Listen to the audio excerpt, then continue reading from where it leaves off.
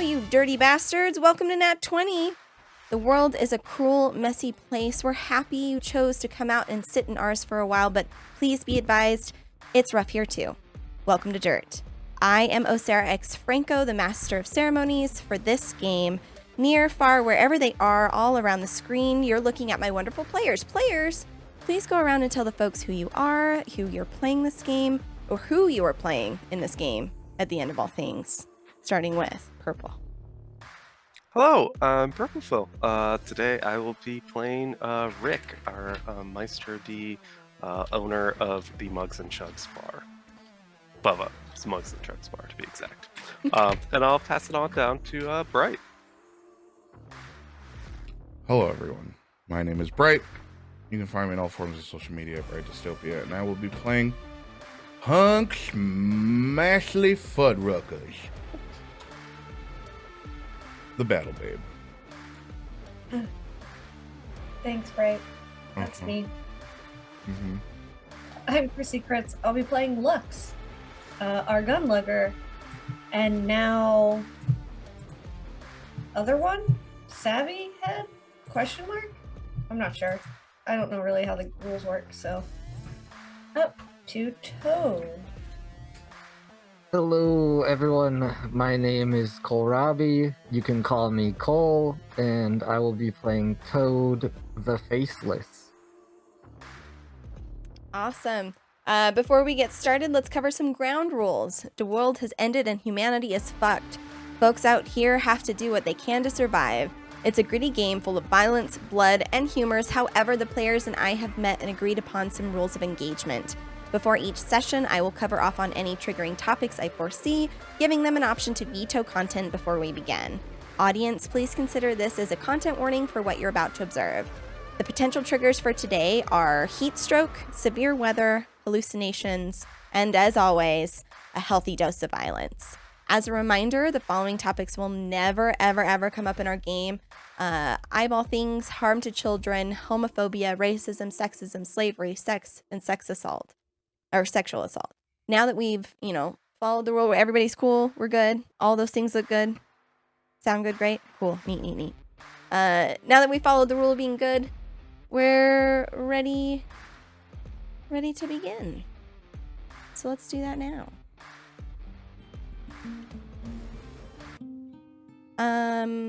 You guys are all loaded up into Betty. You're driving across the surface of Dewuld, headed towards an Oilskimmer camp that you were told was there. Lux, you're driving. What are you thinking about in this moment? Honestly, Lux would be probably in her head thinking about, like, all the different parts to the car, making sure they're going to hold together. Probably a little bit anxious about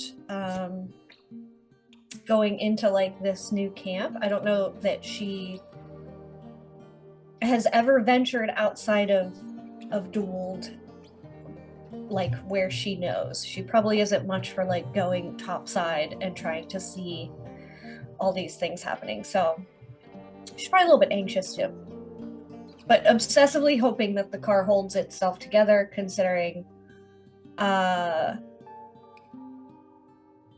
what is your character's name again? I'm drawing a blank.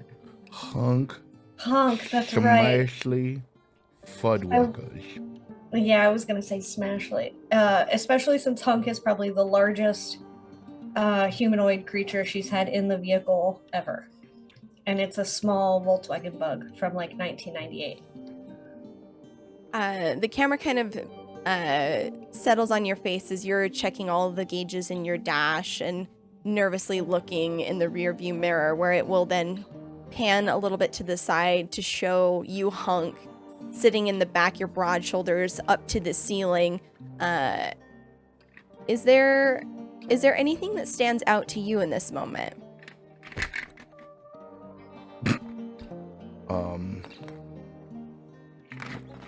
It's real hot in this car, and I can only look left and up, and I can only look right if I move the ball out of the way. so I can only see what's going on outside the side windows, but I can't lift my head to see out the front window, which is a bit of a problem.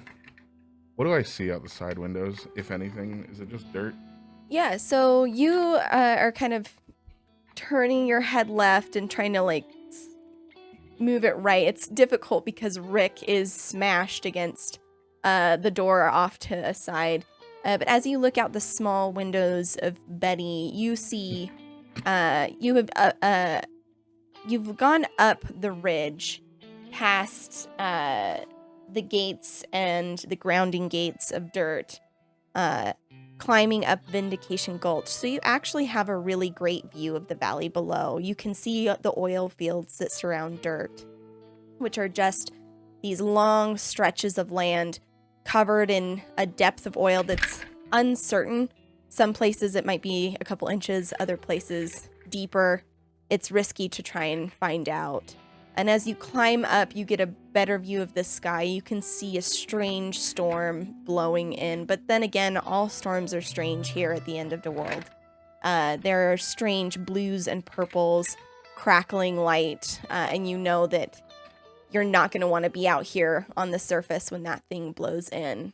But for the most part, it's just a dark gray haze that stretches out and makes everything seem older and farther away than it actually is.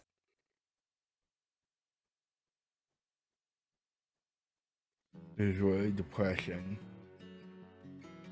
I'm just gonna sit here in the car and be real sad. As Hunk kind of like does one of those sighs from like kind of, yeah, Rick, you feel that swell in Hunk's chest shove you like further into the door.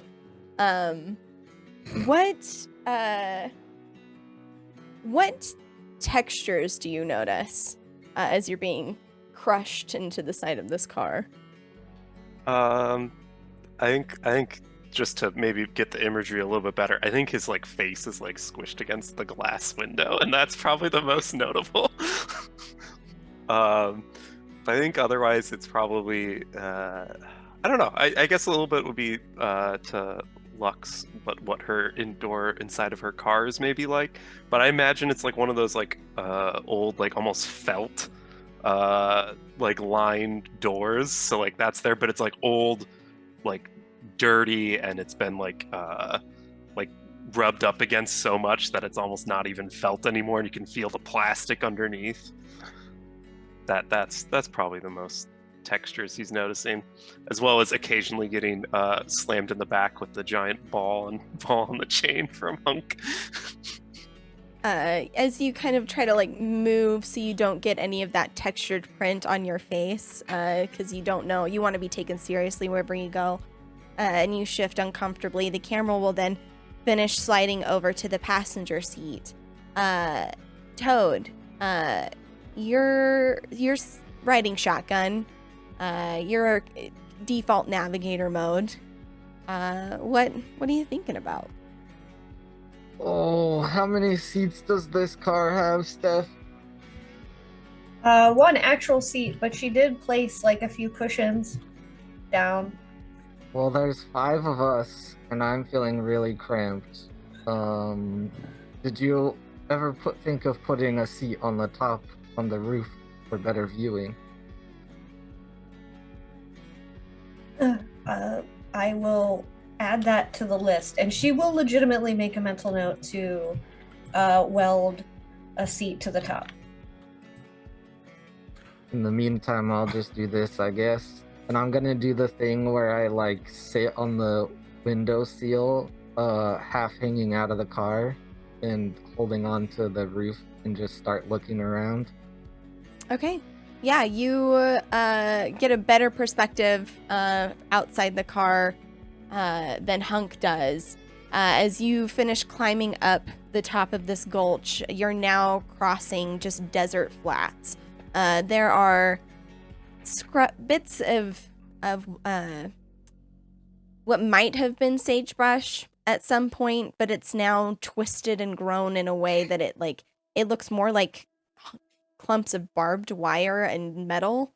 You can see there are different dirt ruts where people might have either chased each other off-road or have been forced off of the road. And as you're looking, like trying to scout ahead, see what you can see, you see by the side of the road there are several seemingly discarded vehicles that you will be driving past, and you are able to see further down the road there is like a soft glow in the distance. You're assuming that's the Oilskimmer camp. Wonderful. Yeah, I'm just chilling. I'm more in my element, used to traveling on the surface a little more. So I'm keeping a lookout for landmarks and just different things to pinpoint where I am so I keep track of it. Okay. Yeah. You guys are able to drive along. Lux, as you move along the road, you do see these abandoned, discarded vehicles. Some of them are crowding the road a little bit, which makes you nervous because you're not sure, are they abandoned? Is there someone inside? It's hard to say. I was going to say, as we are driving up, before we would get to any discernible like features, whether it's the cars or whatever, probably pretty soon out of the gate, Lux would have started asking questions like, Rue wants us to go in here like quiet. So do we have like a game plan about how we're gonna get the part that we need, or are we just like, I'll drive Betty into the literal middle of it and we can just do whatever, but I don't think that was what they wanted us. It's definitely not gonna fit inside the car with us, so we're gonna need to do something about the space in here.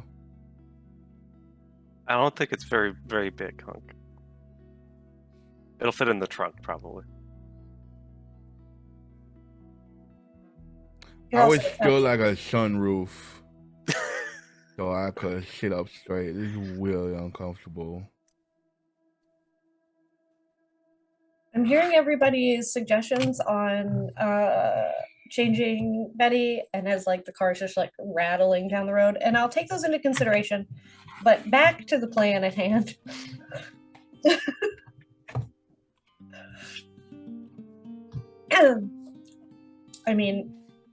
Rick, you appear to be good at talking with people, so do you want to like try to talk your way through? Good with talking with people? That's the first. I could certainly give it a try, but I'm not sure how well that'll go over. But I think the plan was to be undetected, which maybe talking works for that. But I don't know. I could give it a try if no one has any better ideas. So They didn't seem to want to give it to Noah before. I don't think they'd want to give it to me. you're a different person that might have different things to offer. You don't have to say that you're affiliated with them, do you? No. We don't have to say we're getting it for Noah, but I'm guessing they're using it. Go ahead. Sorry. I'm guessing they're using it themselves, maybe, and wouldn't want to part with it. So unless we have something to offer, which I don't know about you, but I'm getting pretty close to broke. Okay. So what about so maybe talking to them might not be the best idea. What about sending someone in to do a little bit of recon? Get our eyes on the part so we know where to go. Oh yeah, that sounds good. I could do some recon. Maybe not you, no offense.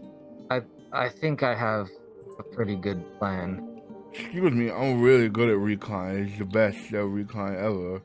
How Look, good I'll are you recon at... this car right now. Watch. And Hunk is gonna plant his feet on either side of the car behind both seats, and he's gonna push his shoulders as hard as he can until the roof rips off. Yeah. You push and Lux, you hear the horrifying sound of rivets stretching and like wrenching. It sounds like a slow motion car crash happening inside. And Hunk, you're able to leverage the back of your helmet, so it doesn't rip the whole roof off, but it does punch a Rick head-sized hole through the top. So you have your helmet now outside, and it's going to be like difficult to like get back in.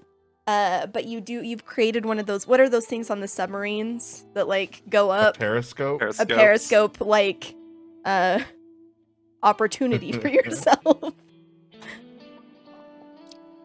See, Yeah. I reconned it super good. Reconstruction. Reconvertible. Nope, wrong word. But hear me out. Rick, you're a traveling tradesman looking to obtain new items to trade. So you go in under that and try to talk to them while also getting recon. In the meantime, I think I can do something in case that doesn't work to help us infiltrate this place. So I get to be a distraction. I I can work with that. Yeah. How far away are we from the place? Distances are hard to tell on the surface. You would know this just because the air, like, Hunk, this is kind of what you were seeing. Everything looks older and like grayer. It's hard to get a grip on like where things actually are. They start to shift around. And Toad, because you spend a lot of time on the surface, you would know, you're probably like a good hour drive before you get to this camp. All right, here's the deal. Stop 20 minutes outside of camp, walking distance, and let me know when we're that close. And then I will try my next thing. Unless anyone has any other suggestions. Do you want us to take the car? You want me to take the car?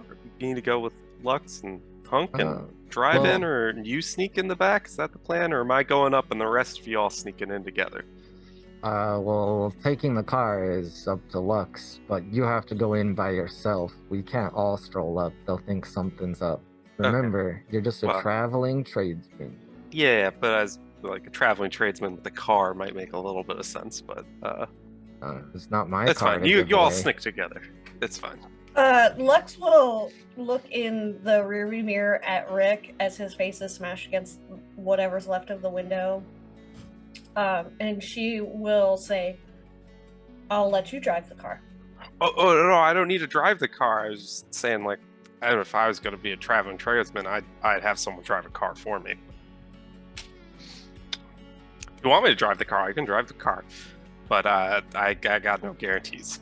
What kind of tradesman has a personal driver?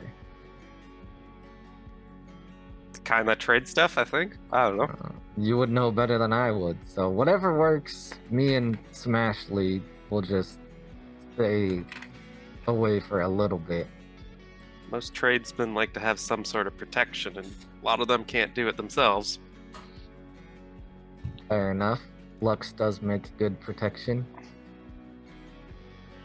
She will look at Rick again in the rearview mirror. If anything happens to this car, I'll kill you.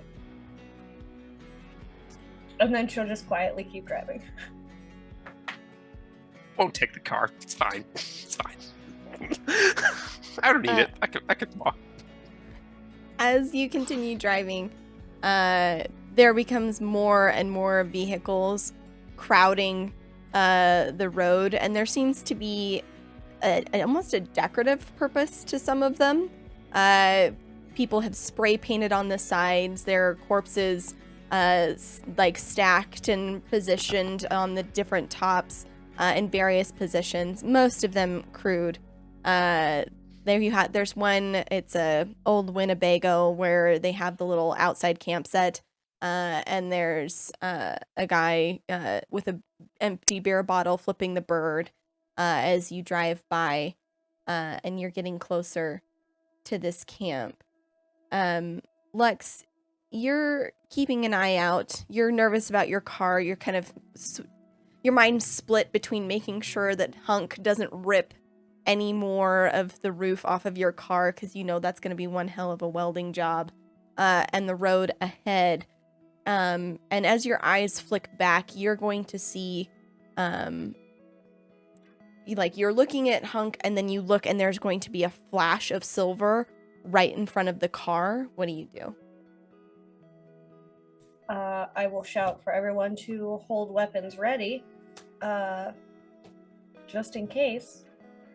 And does it look... I'm sorry, I was in the middle of sneezing. Yeah, you're okay. Last little bit. Yeah, you're fine. A flash of silver, like, across, like, your vision as you're coming back to looking at the road. And attempt to see, I suppose, where it's coming from or where it's going to. Do you slow down to do this, or are you just carrying on? No, I'm not slowing down. Okay. Yeah, go ahead. Let me see. Ashley, no. don't put that in your mouth.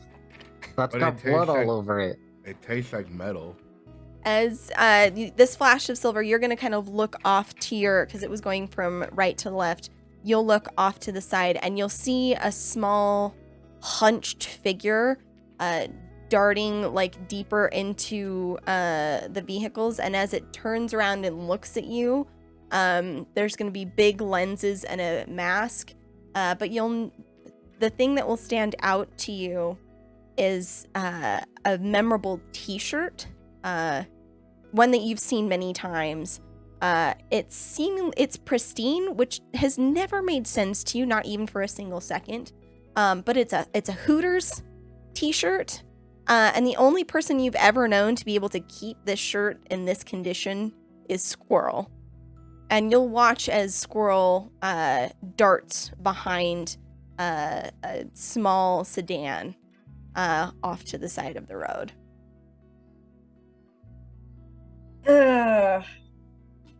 She will skid to a stop, put it in reverse. Oh, are we there? No. Give me Why are we 2 going- seconds. Why are we going And- backwards? Yeah, just 2 seconds. And is Toad's window down because he's like a puppy dog hanging out of the window? Or is he just like... He's doing that like he's sitting, like, so his legs are in Yeah. the car, but the rest of him is, like, outside of the body? So similar to like a puppy dog with like the... Okay. Yeah, so she will throw it into reverse, and tell Toad, yell for Squirrel. He's right outside. And give me 2 seconds. I have to take care of something. I'm just gonna do a high-pitched whistle and yell, "Squirrel!" Will. You yell into the dark, "Squirrel," and you're kind of looking around. Lux probably pointed the last place that she saw them scurrying off to, but there's no response back. Okay, well, keep with the plan. Just keep driving far enough outside to not be seen together, but close enough that Rick doesn't have to take too long to get there. But we were looking for Squirrel. Well, we have bigger squirrels to shish kebab, so... Fox already stopped the car, and he's just gonna open the door to step outside. I need a stretch. Ugh. Yeah, Rick, you kind of reach up and, like, open the door and are able to, like, squeeze out from behind the seat, because I'm imagining you're right behind Lux, and you're able to kind of just, like, squeeze out and fall on the dirt. and look around. It's essentially like these cars either ran out of gas or the tires went bad or somebody hauled them out here, but it's a weird maze of vehicles that are just abandoned off the side of this road. It's dark. It's nighttime. You've got some starlight shining down through the haze and incoming storm, but all the shadows that are cast on these vehicles look menacing and longer than normal. It's that, when you're a little kid and you're like at a park at night and like everything just feels bigger and more ominous, you're starting to kind of get that sensation. And you'll also hear a skittering like clang sound from one of the vehicles as something is either dropped or shut or moved. Does Betty have headlights that are on, or? Yeah, she would have been driving with headlights on. Okay. If it's dark out, yeah. Or at least a spotlight or something, yeah.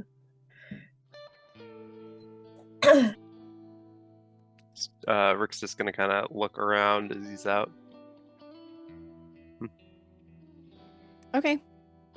Well, he's just gonna kind of look around and just kind of say like, there's something out there. Lex, say you think squirrels out here? Yeah. Darted behind one of the sedans. You still got the container we gave you and filled up, right? And she will glance at the floor of the cart and say, yes. The giant tub of secretions that we what is it? What is it called again? The secreted Sloan's secret juice. Yeah, secreted juice. Yeah. Secreted. Yeah, she has it in like a little igloo cooler. Mm-hmm. If it is squirrel, that'd probably be a good way to get them to come out.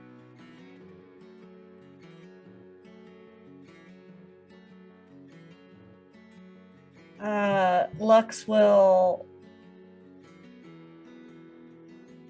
uncomfortably. The car, they've just been kind of like stopped, foot on the brake, not necessarily in park yet.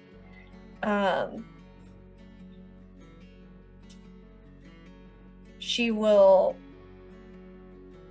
sigh heavily, take one of the in my brain, you know what I keep picturing are those things that I kept calling suck bags at Gen Con, and they were like for everyone who doesn't have context, because I think Bright's the only one, they were like adult Capri Sun bags. Amazing.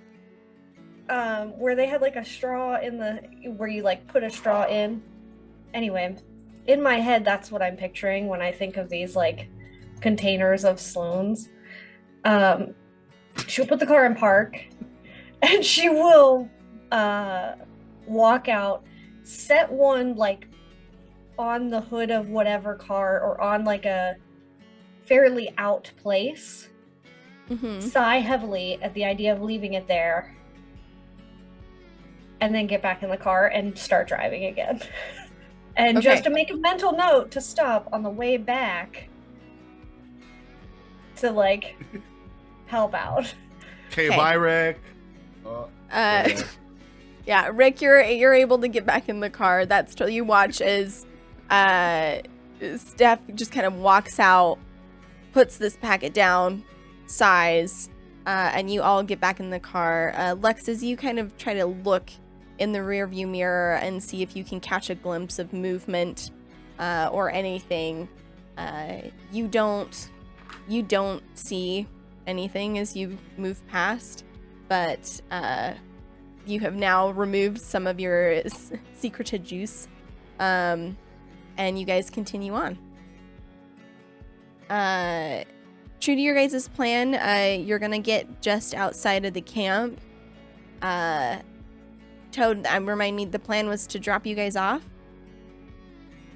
Yes, and while Rick starts to go do the recon mission, not reconstruction, are there any crows around? Any, possibly?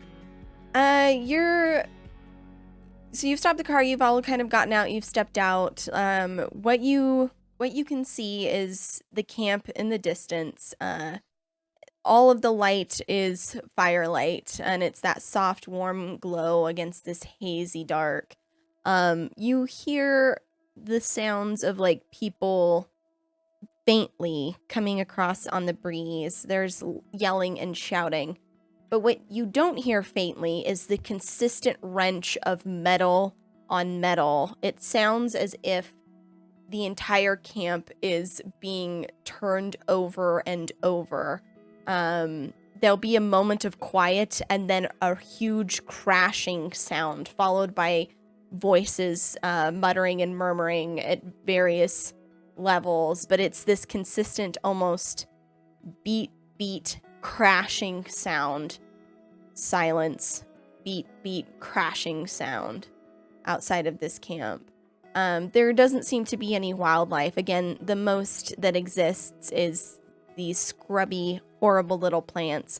And that if you know that if you brush against them, they'll cut you to the bone because they are designed to survive come hell or high water.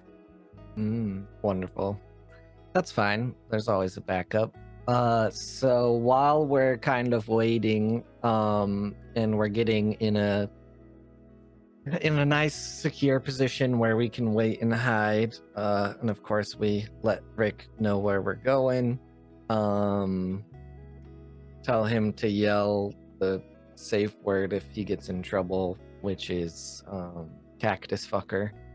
And then I'm going to take something out of my pocket and I'm going to like spread it between my two thumbs, and then I'm just gonna blow into it, and it releases a high-pitched squeal, and probably only I know what that does for the moment.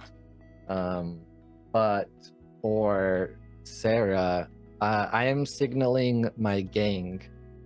Since we are on the surface and the faceless kind of travel the surface a lot and have different encampments, the improvement I took was I now have a gang Okay. that I lead, and it's of other faceless. So Okay. Does it give you what size of gang? yeah, it does. So let's see. Kind of spread all over, but I have it right here. Yeah, gangs are a little bit all over the place. Let's see.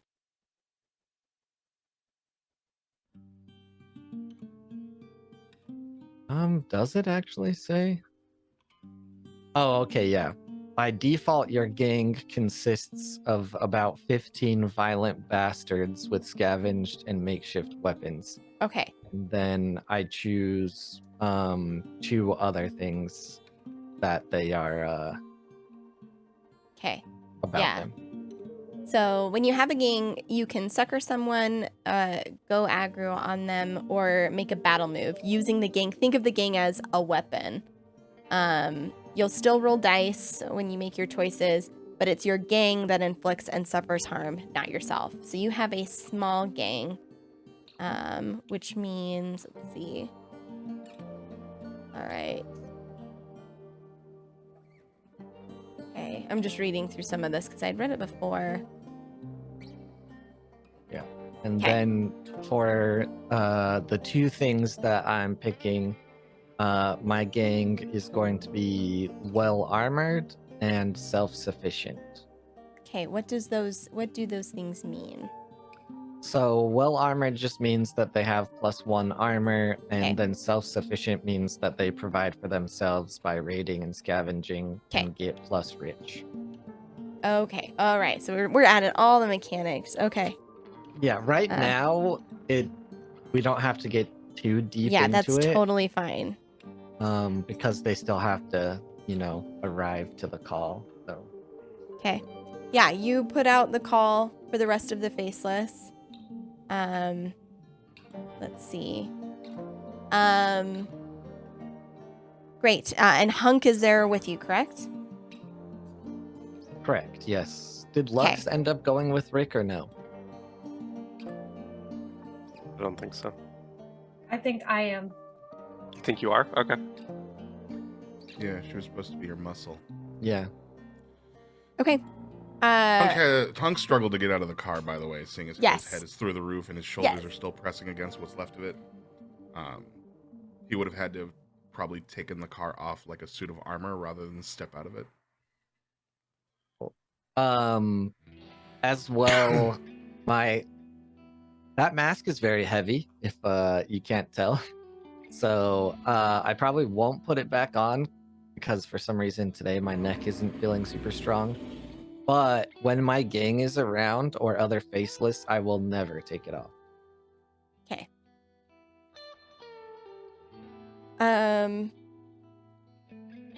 Hunk. Toad just did a weird thing, and you're standing outside a camp. I'm pretty sure Hunk is oblivious to the weird things. Like, things that Toad does, Hunk is blind to it. Or actively is not like, it's not like a choice that he doesn't pay attention. It's just something he's too stupid to like pick up on. So like Toad could run out in the middle of a four-way intersection and like scratch his asshole bare in front of the crowd, and he would be like, "Oh, he's probably really itchy," and it wouldn't register to him that like what he's doing is weird. And it's not until someone does something to him that Hunk feels might be mean or rude or pushy that it'll actually register to him. So Hunk will happily, plod along next to Toad whatever he's doing. Okay. And I've seen Toad without his mask, right? So like, we Gucci, fam. Whether he takes it off or not, I'm just kind of, OJ, hey, do you have any candy, Toad? What do you consider to be candy? Like, candy, like taffy, small shiny rocks, things that taste like really sweet or really salty. I have salty, and he'll reach in like the old dusty charred camo jacket that he has, and out of a pocket he'll pull out these really dark brown rolled balls, and he'll put them in your hand. Oh, and he'll just put the handful of it like into his mouth.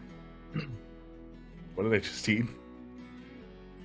They are meatballs. Oh, It's like jerky, but not really, and it's just a bunch of different meat rolled into a little ball. it's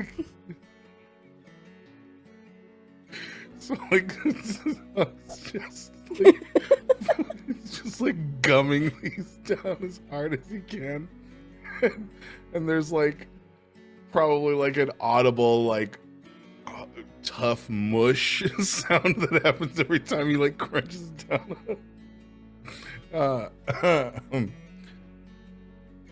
These are salty, but they're also a little sour. Why? Gosh. Oh my god. Well, my famous salty balls are always a little bit of a surprise, but they're always salty. Oh,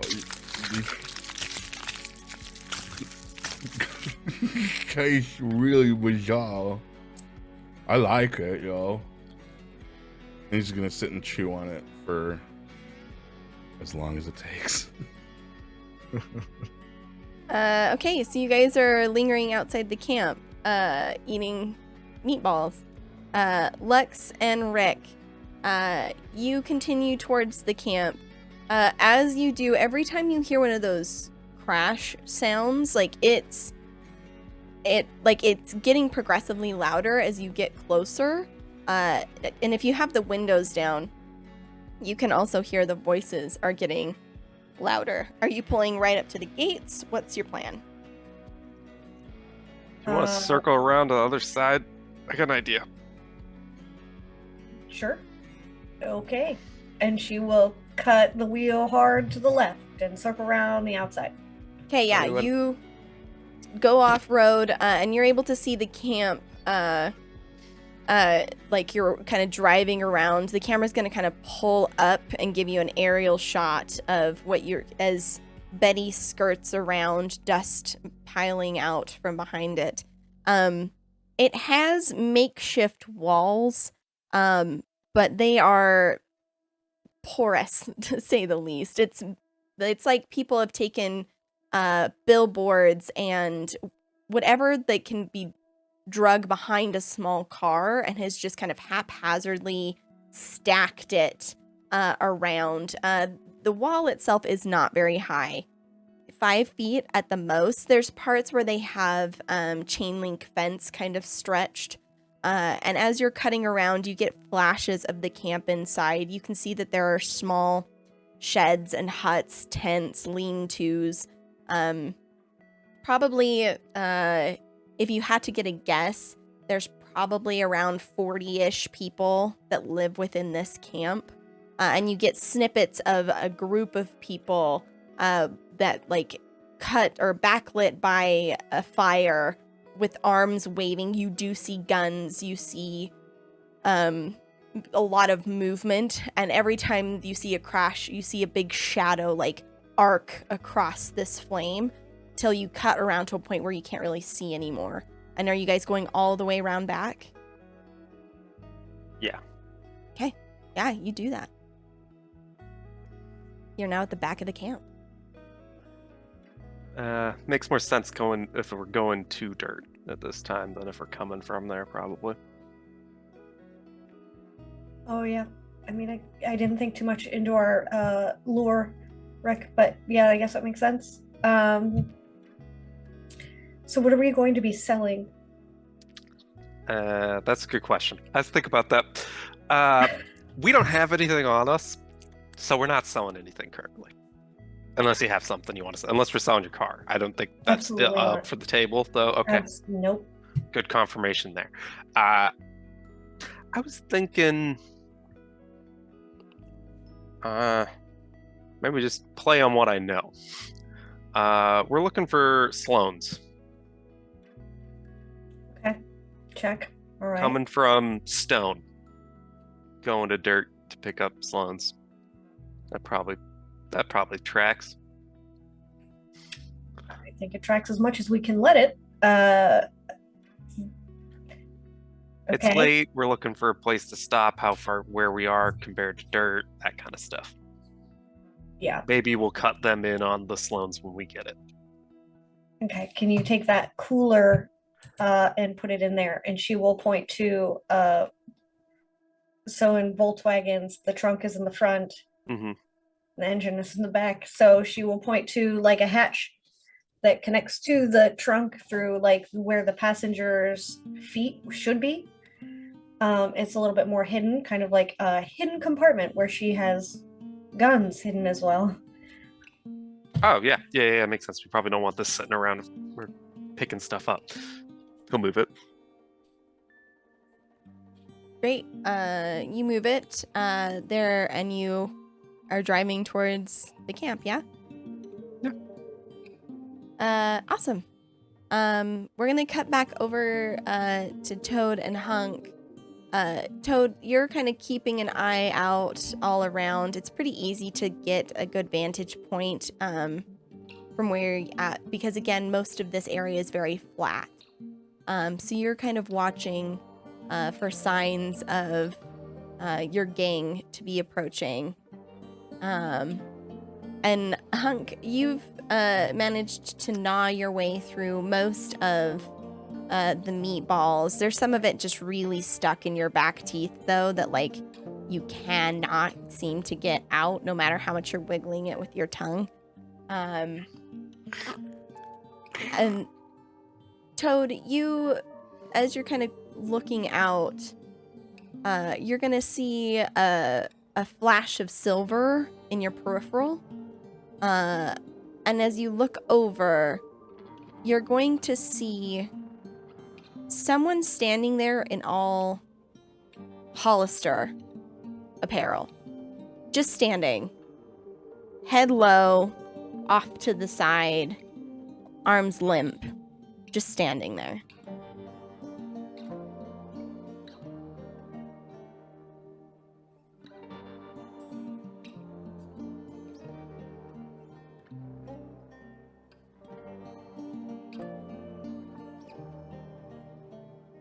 Toad. I'm just staring at them. Just, what am I supposed to do? I ain't gonna be the first to talk. Okay, yeah, they're probably a good 20 feet away from you, and they're just standing. They're not really even looking at you. Yeah, I'll just put my hand on my machete and just stand strong, facing them. Okay, Hunk, you're kind of looking around, and you see that Toad's put his hand on his weapon. Is it time to recon?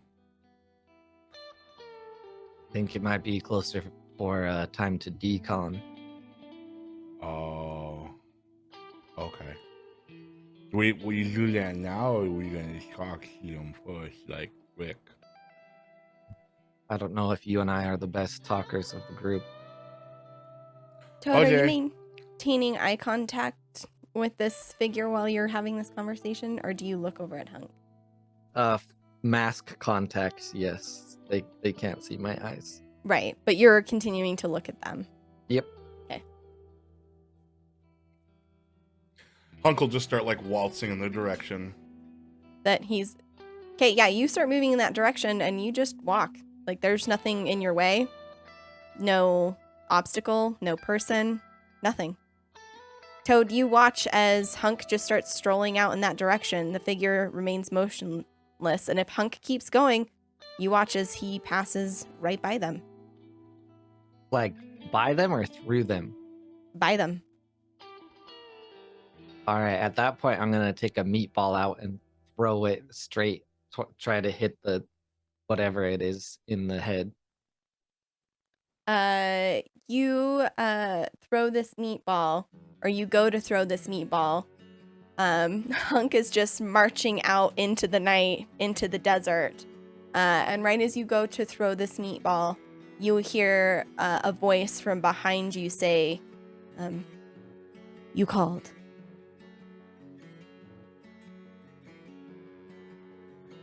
Who do I see? But Hunk, come back. So What? you turn behind you and you see one of the members of the Faceless standing behind you. Who is it? Oh boy, I just got this today, and you are supposed to name a bunch of your gang. So Carrie. this is not Carrie. Carrie, we don't talk Not about Carrie. Carrie. Cherry. Yes, this is Cherry. Not Carrie. I feel like you know what I'm saying. You're being obtuse. I said Carrie, not Cherry. Carrie. With a Ch.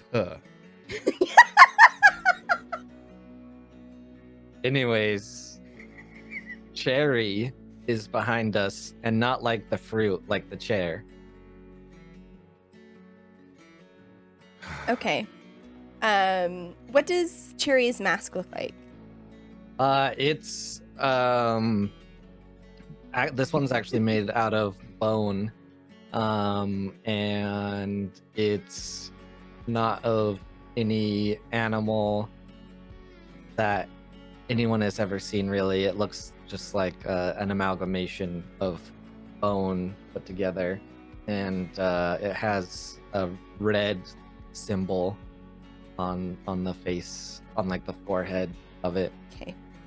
Yeah, you turn and you see the familiar mask of Cherry, and as you kind of turn back to call for Hunk, the figure is gone. And Hunk is still just kind of marching into the desert. Hunk, come back. It was just a sand illusion. Okay. You can pick up that meatball I threw and have it. Yup. And he's already bent over, grabbing it up off the ground and popping it right into his mouth. Cherry This will knock loose the old meat in your back. kind of tilts their head to the side and looks at you, Toad. You gave them one of the meatballs? Yeah, they're one of my friends, I guess you could say, but a different kind of friend. Will they be able to handle the effects? I honestly didn't think about that, but I think that one's brain is gone enough to handle it. Cherry nods and looks back over at the camp. What is your will? Well, be sure that you and the others stay out of sight for the moment, but we might be raiding that camp if things go wrong. And if we're not together, you're free to do whatever you want with it after we leave.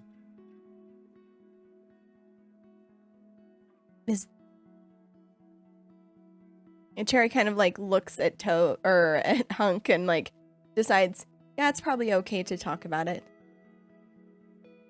Do they have... Are they technology users? Oh yeah, for sure. And this is their crime? Their crime is having something that someone else wants, and also that, and I'm sure many other things once you get inside. Cherry will nod and is going to touch their fingertips to one of the horns on their mask and kind of flick their fingers out as like a understood and turn to like melt back into the night. You'll hear a series of familiar whistles and you'll know that your gang is kind of preparing themselves around the camp. Cool. I did flesh out all that information. I just put it under my sheet under gear Perfect. and barter.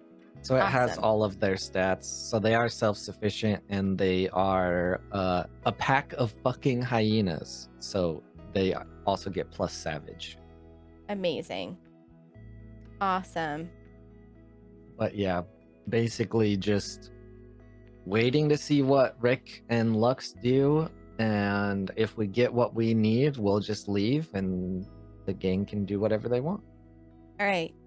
We're going to shift back. Lux and Rick, you've driven around, and I'm imagining you kind of went down the road a ways, headlights off, flipped around to come on the road, coming the other direction, giving the illusion that you're coming from stone. You roll up to, it looks like half of this gate is like a bed frame that's like been turned over and had barbed wire stretched around. The other half is just a sheet of random metal. And as your headlights cut across, there's two figures standing in front of the gate, both aiming weapons directly at you.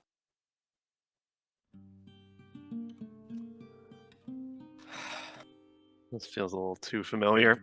He's gonna go. I'll talk to him, and he kind of stretches a little bit and opens the car door. Step outside. Lux will not get out yet. Okay, yeah, you're staying in the car. Rick, you get out, and the two individuals look at you. One of them raising their gun.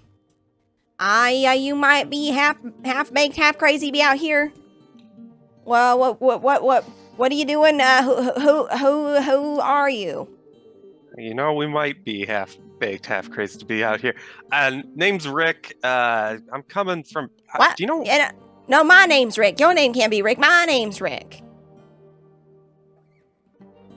All right. I go by Ricky. Well, you don't really look like a Ricky, but okay.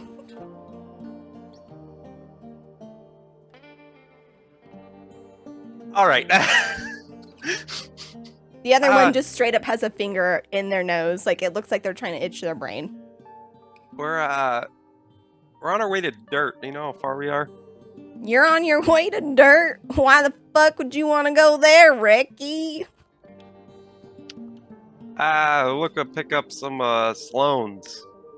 As you say Sloan's, the guy who has his finger like all the way up his nose, eyes gets really wide and looks at you and actually drops their hand from their face and pulls up their gun to like brandish it at you more aggressively. What you done do, say? What's the gun in their nose? The way you worded that, it sounded like they yanked their finger out and a gun came out. Their whole hands. No, absolutely, they had the barrel of the gun up their Up nose. their nose. I like that With better. the finger, and it was their just hidden eyes go behind wide. it. They just pull an AK out. The They're man like, with the "Hold on, largest hold on." nostrils you've ever seen.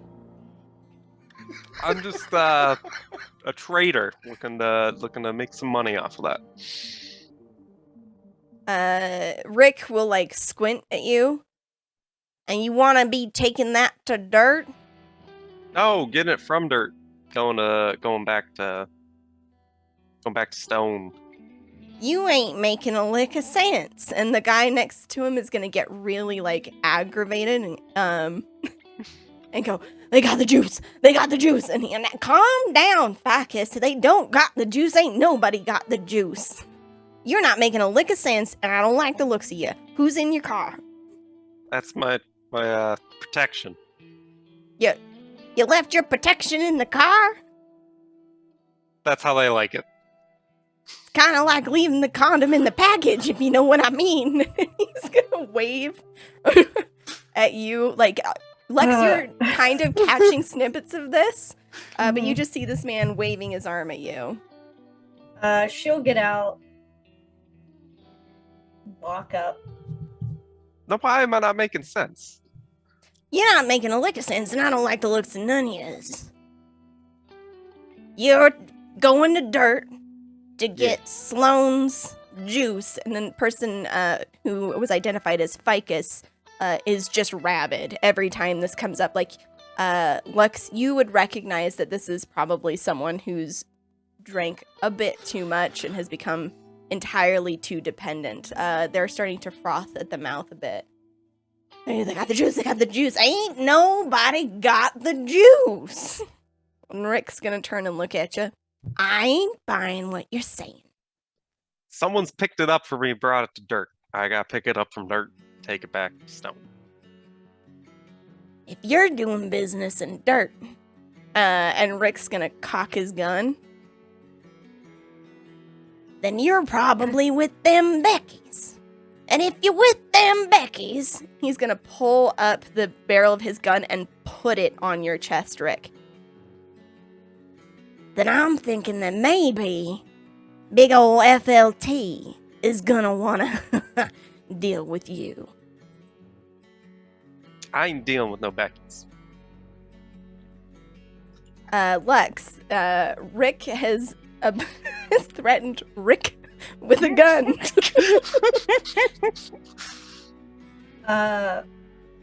She will glance at Ricky and say, or you tell me, meaning like, you tell me and I'll cock this guy right across the face. Just No. We're good. You don't need to. We're trying to be friendly here. We come up with our headlights, make sure we're announced. Try and make sure that we're trying to find some direction, some help. We ain't working with no Beckies. You came here for help, and as he says that, you hear another massive crashing sound and like a raise of like voices, both angry and like glad, just like a cacophony of sound as it sounds like metal breaking and churning over and over. And Rick will smile at you and go, "Ain't a drop of that left here." Toad, your gang has made it known that they have, in fact, arrived. You're about 20 minutes-ish outside this camp. You've got Hunk, who's just eaten a whole mouthful of things called meatballs. What are you guys doing? Well, do we hear any of the sounds that Rick and Lux were confronted with?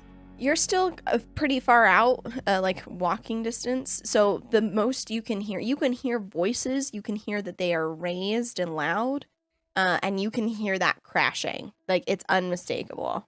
It's just this loud metal scraping and wrenching. And I don't have any personal knowledge of this place, right? I don't know. Do you? Have you been to an Oilskimmer camp before?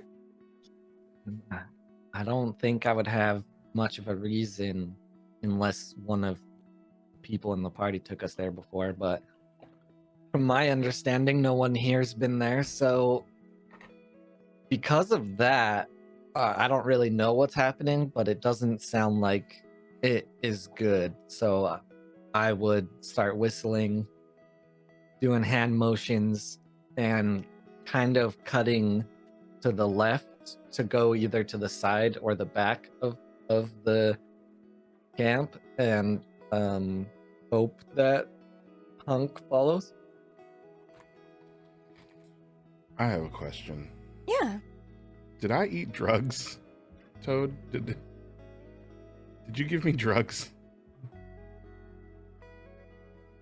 What did I eat? Sarah spoke that part into existence, so she's gonna have to answer. What did I eat, and how long before I feel the effects of said thing? I would say, Hunk, you've been just kind of like looking around, vibing, waiting for Toad to tell you what to do. So I imagine you're just kind of looking at the landscape, and then looking back towards dirt, you would kind of see that storm that's blowing in. The strange blues and purples and yellows, flashing colors, struck by something that's kind of lightning. And as you continue to look at it, like it swirls in your mind, and you're just gonna feel like kind of itchy. Like you got too much energy. And if you're asking Toad, I think how they would explain it is, you probably haven't eaten rodents like that before, and maybe sometimes there's a plant here or there mixed in that you might not be used to. Yes. Where do you think meat comes from? I don't know. It comes from rats? Rats is one place, yeah, probably. Uh-oh. I mean, I wouldn't lie to you and say it's impossible that there might be a finger or two in there from someone like yourself, but I don't know. Okay. No, it's okay. I wonder because there's like, lots of colors happening, especially right over there. And it's pretty. How familiar are you with psychedelics? One time, I listened to a Fish album on vinyl. I'm guessing that tells me something, but I was never really a Fish fan.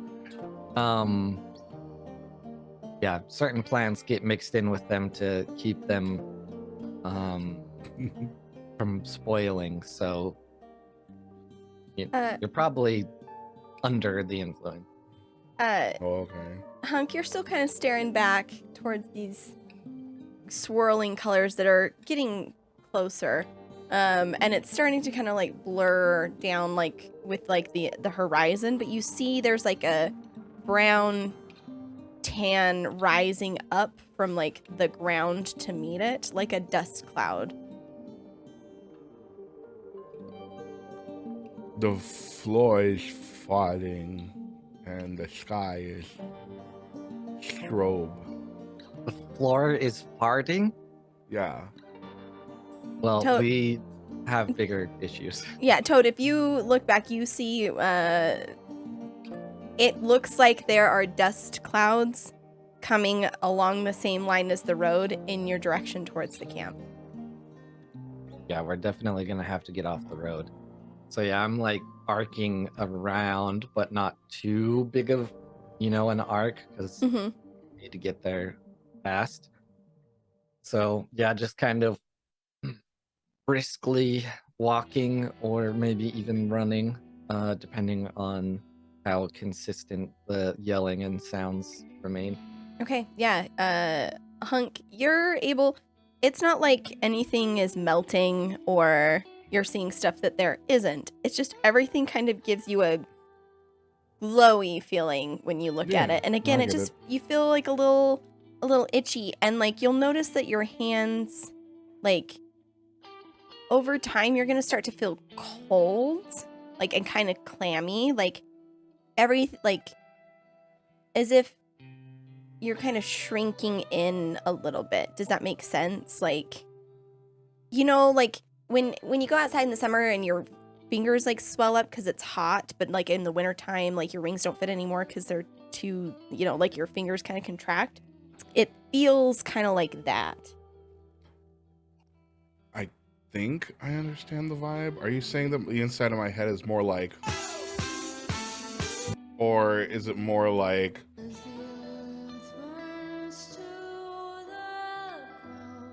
I need It's to like- know. It's more like that. Is it an uppy or a downsy? It's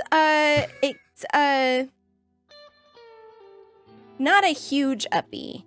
Does that make sense? Like you feel nice. Oh, so it's like a Yeah. Yeah. 100%. Okay. 100%. Okay. Got it.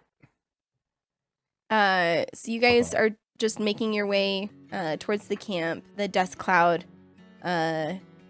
growing closer behind you. We're going to shift back and we're going to cut a little bit. Rick and Lux.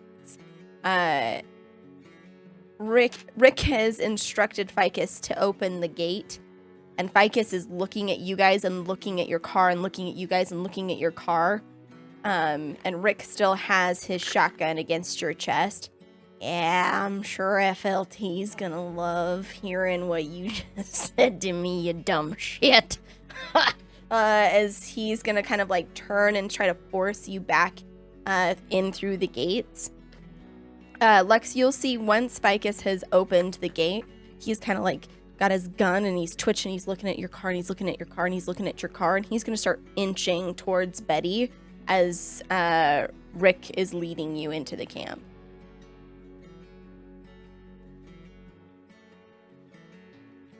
Oh, you're on mute. You're on mute. I'll just stand here and talk to myself.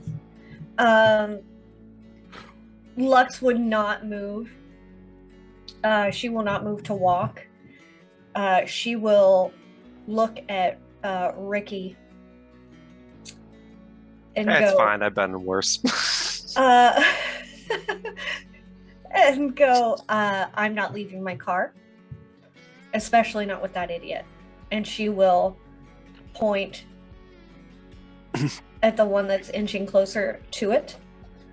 And she will turn to Rick and say, either we all get in and ride together, or I'm not going. It comes with everywhere I go. All right. It sounds like you're threatening somebody, Yes. going aggro. Yep. So go ahead and roll plus hard.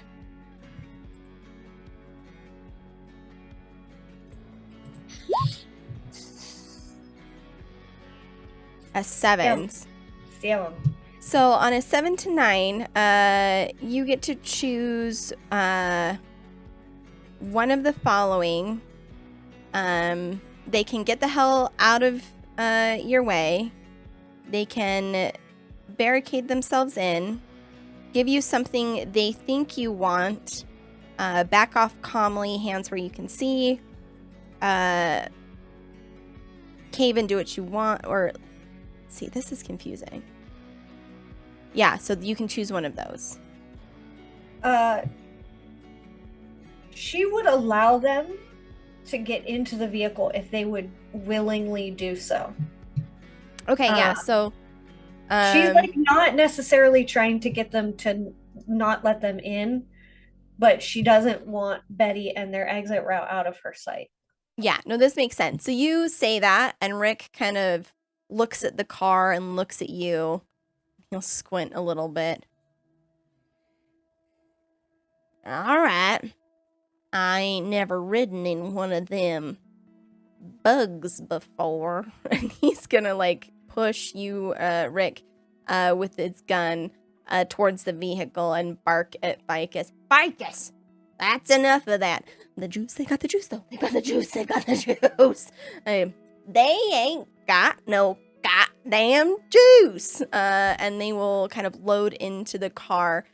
Rick is going to position himself in a position where he can have his gun leveled at both of you. So he's in the back seat, you guys are in the front seat.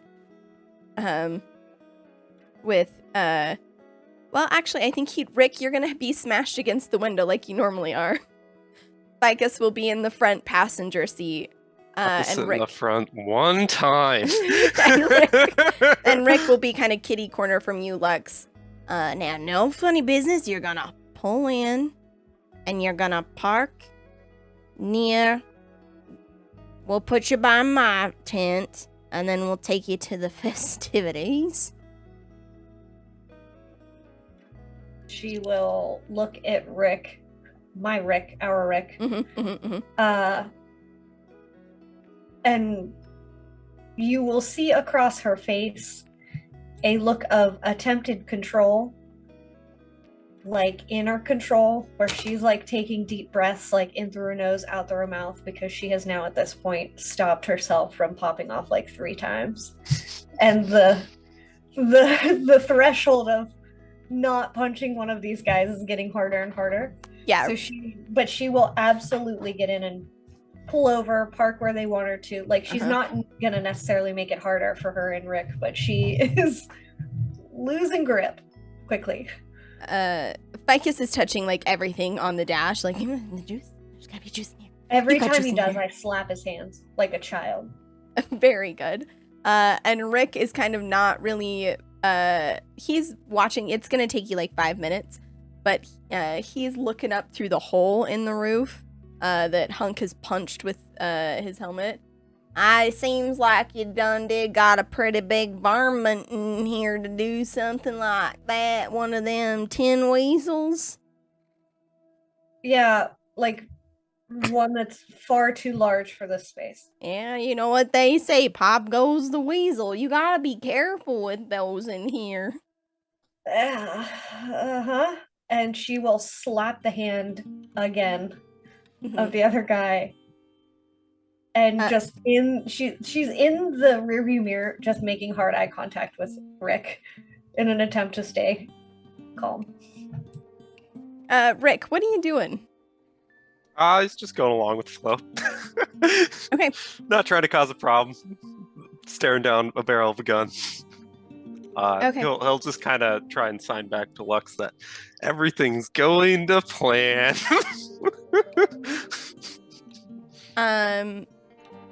They're gonna, you get the car parked, and now that you're in the camp proper, you see there's a lot of torchlights and fire. There's a couple of folks kind of scraggling near their structures, eating clearly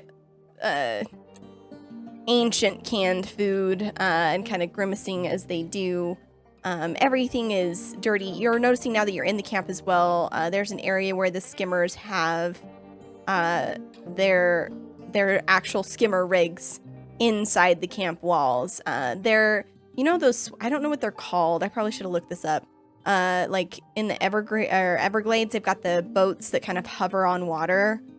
It's kind of like one of those, and you would both know this.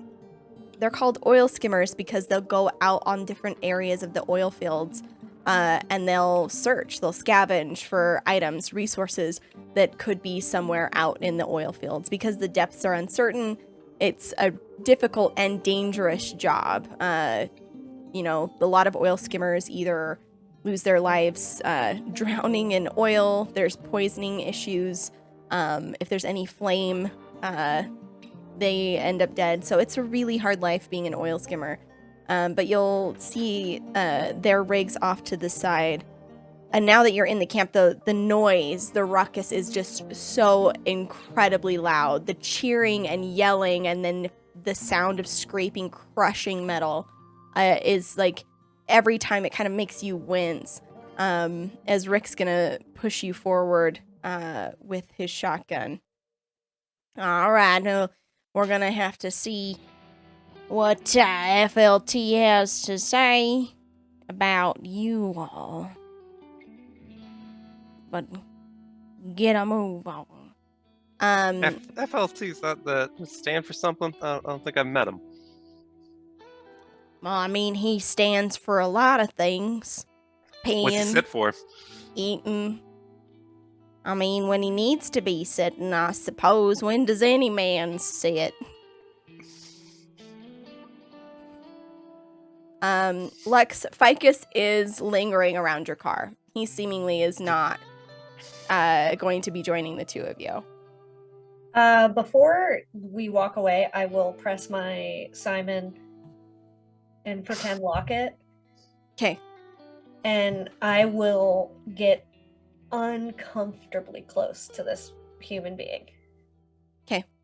And I will whisper in his ear, if anything goes missing from this vehicle, I will make sure I slice off your fingers and toes one at a time. And then I'll make you eat them. And I'm gonna walk away. Go ahead and roll aggro. Okay. Hell yeah.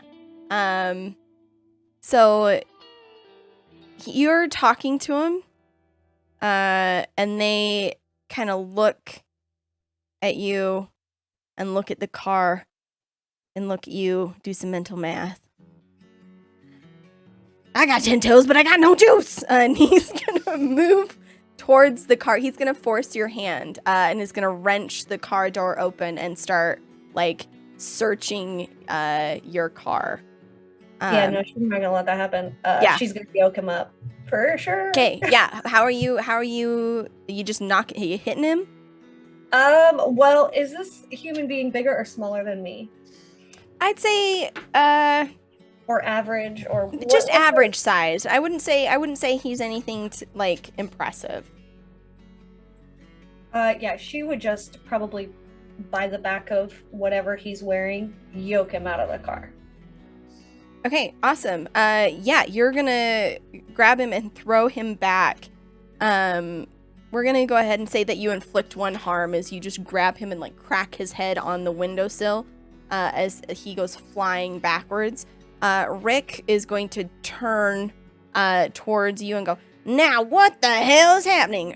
Rick, you no longer have a gun pointing at you for a split second. What does it look like Rick's doing?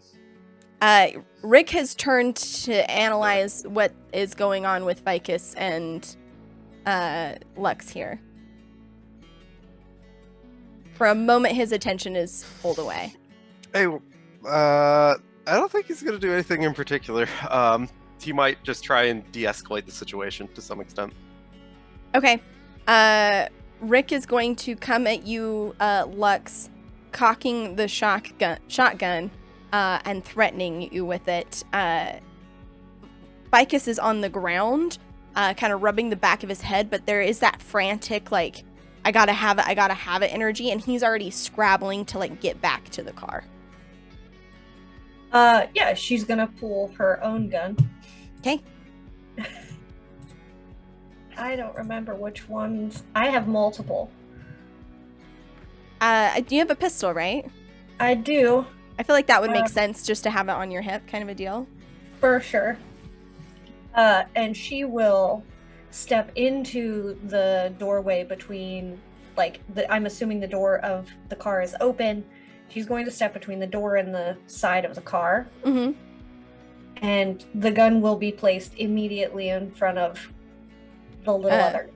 Yep. Okay. Yeah, she gives 2 fucks about this guy walking over to her. Okay.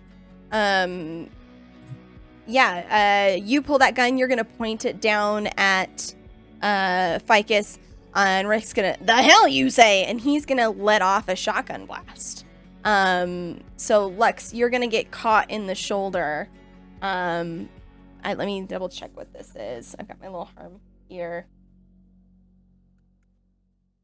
You're gonna take 2 harm as he lets that off. Most of it goes wide over the windshield and is going to kind of hit some of the side of Betty, but a big portion of it's gonna catch you in the arm.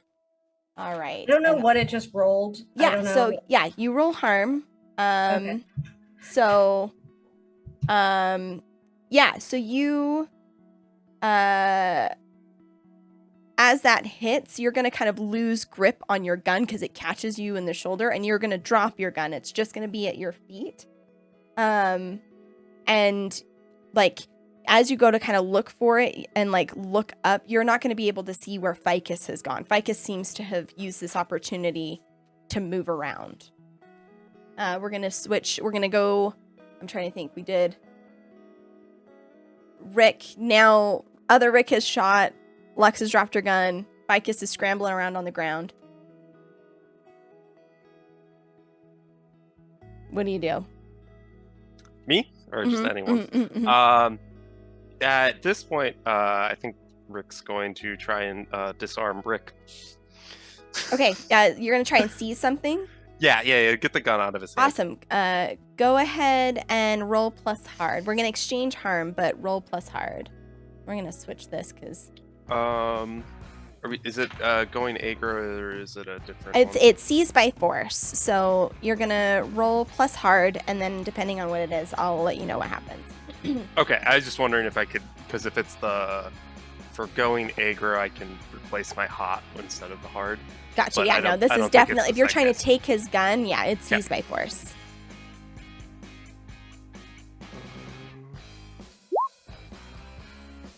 How's a 12? On a 12, you're going to get to pick 3 of the following effects. You can inflict terrible harm, which will be plus 1 more harm, suffer little harm, take undeniable control of the weapon, impress, dismay, frighten Rick.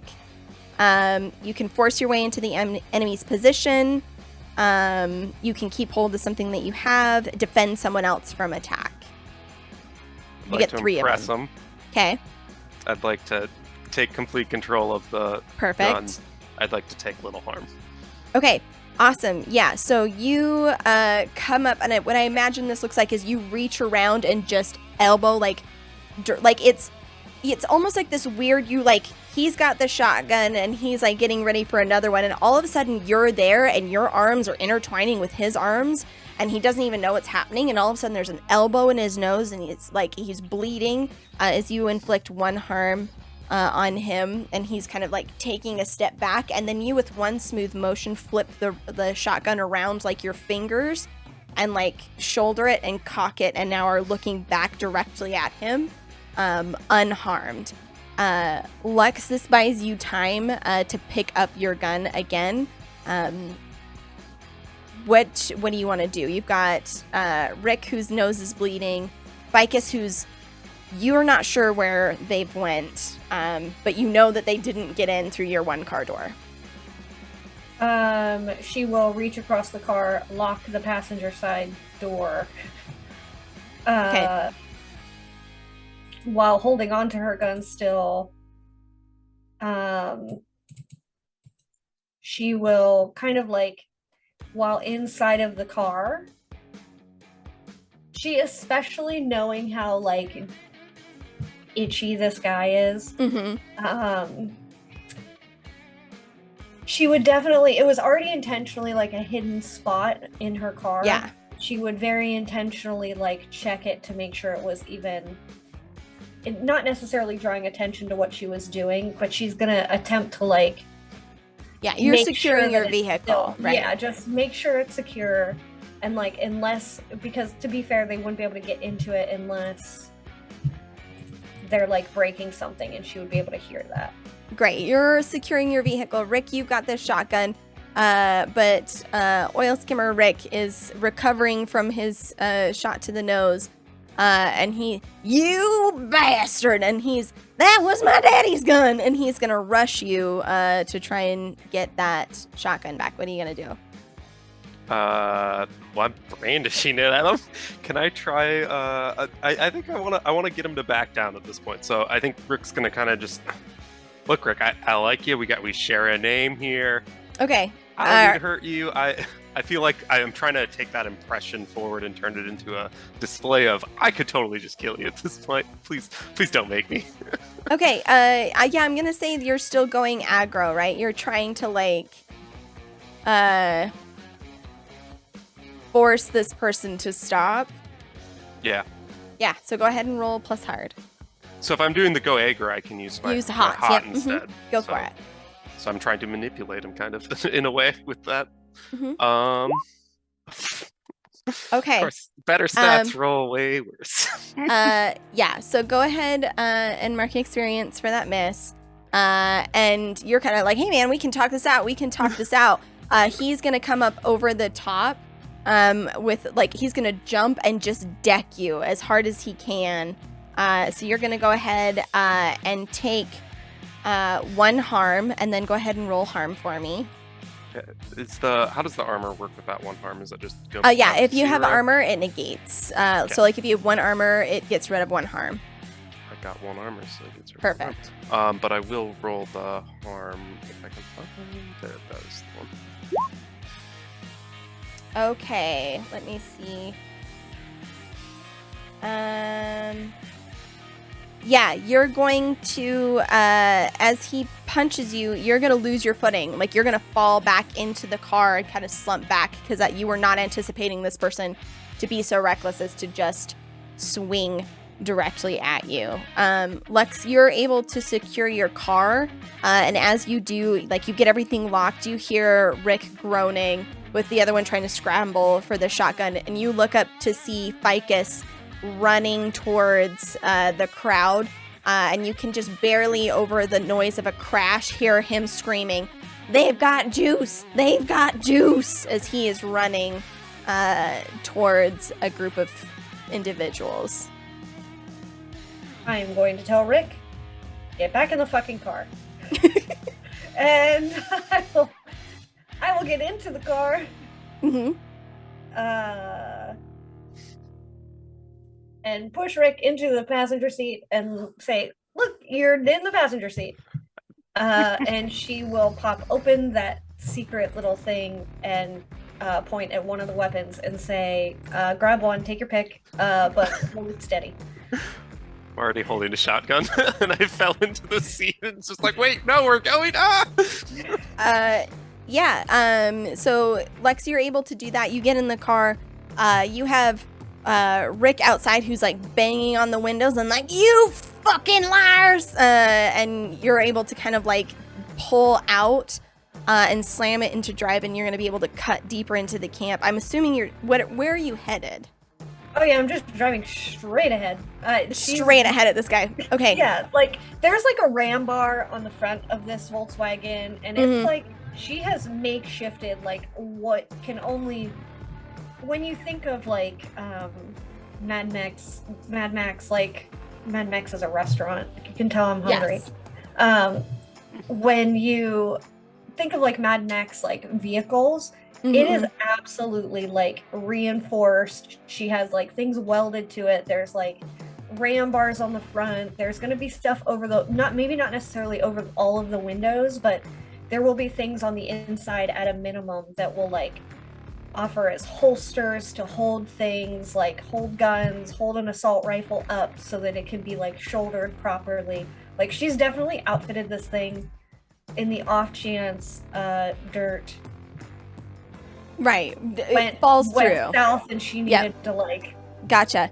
Yeah, you slam on the gas, and it's an empty thoroughfare. This Ficus is running down, and the If I can engine. hit him on my way out, I will. So he's running into the camp. So you're gonna have to like follow him in and then like flip around to go. Or I guess you can cut all the way through and go out the front. There it is. Okay. So you're running at this person as he's just frantically screaming. They've got the juice. They've got the juice. They've got the juice. And he cuts around a corner and you like drift. As you do, you see ahead of you like a big like gathering place with a massive bonfire in the center, and there's like you can see the shadows of people, and we cut to a slow motion as Ficus is just running as fast as he can, and there's dirt churning under the tires as like there's like that slow pan across the street as we see this chase scene, and then that slow-mo cuts and Betty just slams into the back of this guy, breaking every bone along his back. He like flops against the back of the car. As you hit him like and continue forward down this thoroughfare, you're gonna like actually pull into the center, and as you do, you're going to see a literal car arcing up over this massive fire and crashing and rolling to the side. You've now determined what exactly that sound is as you drift under, trying to find an egress from this town square. You're surrounded by oil skimmers who are cheering at this car being thrown, dead man plastered to the hood of your car. And as you kind of come to a stop, there's this like all of the cheering like instantly stops as they look at you and look at what's happening. And there's just this weird calm. And then you hear, "What the hell is that?" And we're going to cut there and shift over to Toad and Hunk. Toad and Hunk, you have made your way successfully. You've snuck up to the gate, to the camp. You're at the front gates. What are you doing? Well, I think originally the idea was going to be to sneak in from the back, because assuming they went in through the front. But does the front look unguarded and chaotic already? You can see the gates are not closed. They're partially opened. Like as you approach, you see that there are two figures that are like supposed to be keeping watch, but they seem to be distracted by what's happening inside. Well, how are you feeling, Hunk? You running in and facing whatever, or I we feel sneaking so in? good, like the best right now. I think that does answer my question. Yeah, I guess Hunk and I will go through the front, but I'll kind of like whistle and direct the other faceless to go in from the back. Okay. Yeah, so you've got this gate that's like ajar. There's two people. They seem distracted. Are you going to try and sneak past them? I don't see Lux or Ricky yet, right? No. Mm-mm. I don't know how much the two of us can sneak, being the two that stand out the most. Okay. But yeah, I'm just going with the walk like you own the place mentality and just walking in and seeing, because I don't know what's happening yet. I don't know what kind of trouble or not trouble Ricky is in, so I don't want to start throwing blows yet. So yeah, just walking in, trying to find them. Okay, awesome. One of the guards will kind of turn around and look at you and kind of like squint and be like, who the hell are you? You here you here for the festivities? Come on, man, you gotta hurry. It's getting weird in there. I'm pretty sure Ficus is dead. Hunk scrambles and runs in to go see the festivities. Okay, yeah, you get that like like kid in a candy shop like wah, like moment, and you start running in. Toad maybe does a like, oh wait, but like Toad, are you following? Yeah, you follow in, and Hunk, as you run in, you don't have to go very far past the gates. You see like it's around I would say like 25-ish people kind of packed around a massive bonfire. There's and on two sides there are just these stacks of wrecked cars that are piled up. You can see like there's still dust settling, and across like from you, like, so if the way that Rick and Stef drove in was this, you guys are coming from this direction. So you can see right here up against the wall is Betty with Lux inside looking angry as hell. Rick kind of leaned in the seat with a shotgun, and a dead body that just kind of like slips off of the hood and like crumples onto the ground.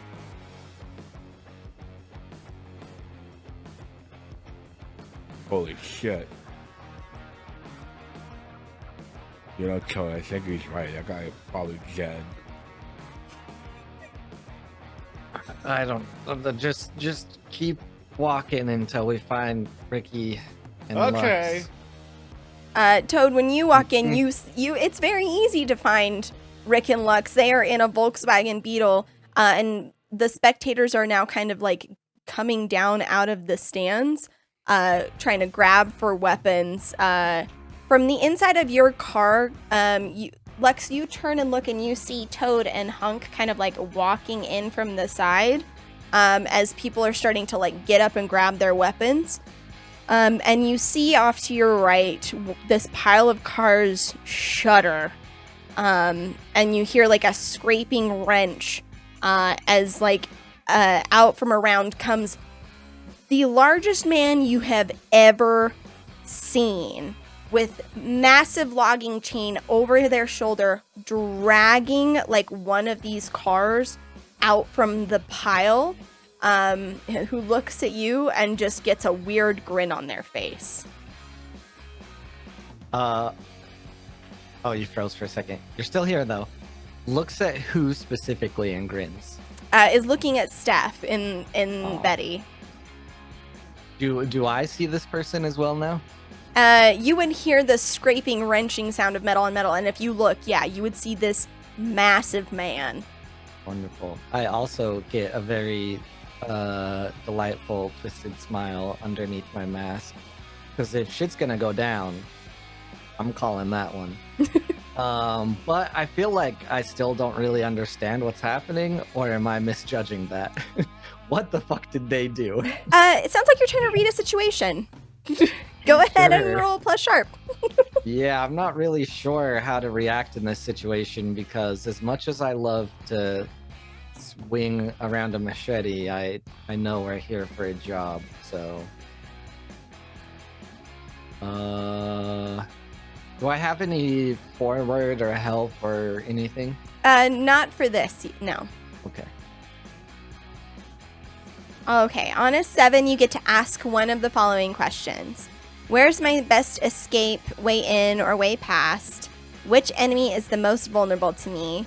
Which enemy is the biggest threat? What should I be on the lookout for? What's my enemy's true position? And who's in control here? I feel like who's in control is a very good question.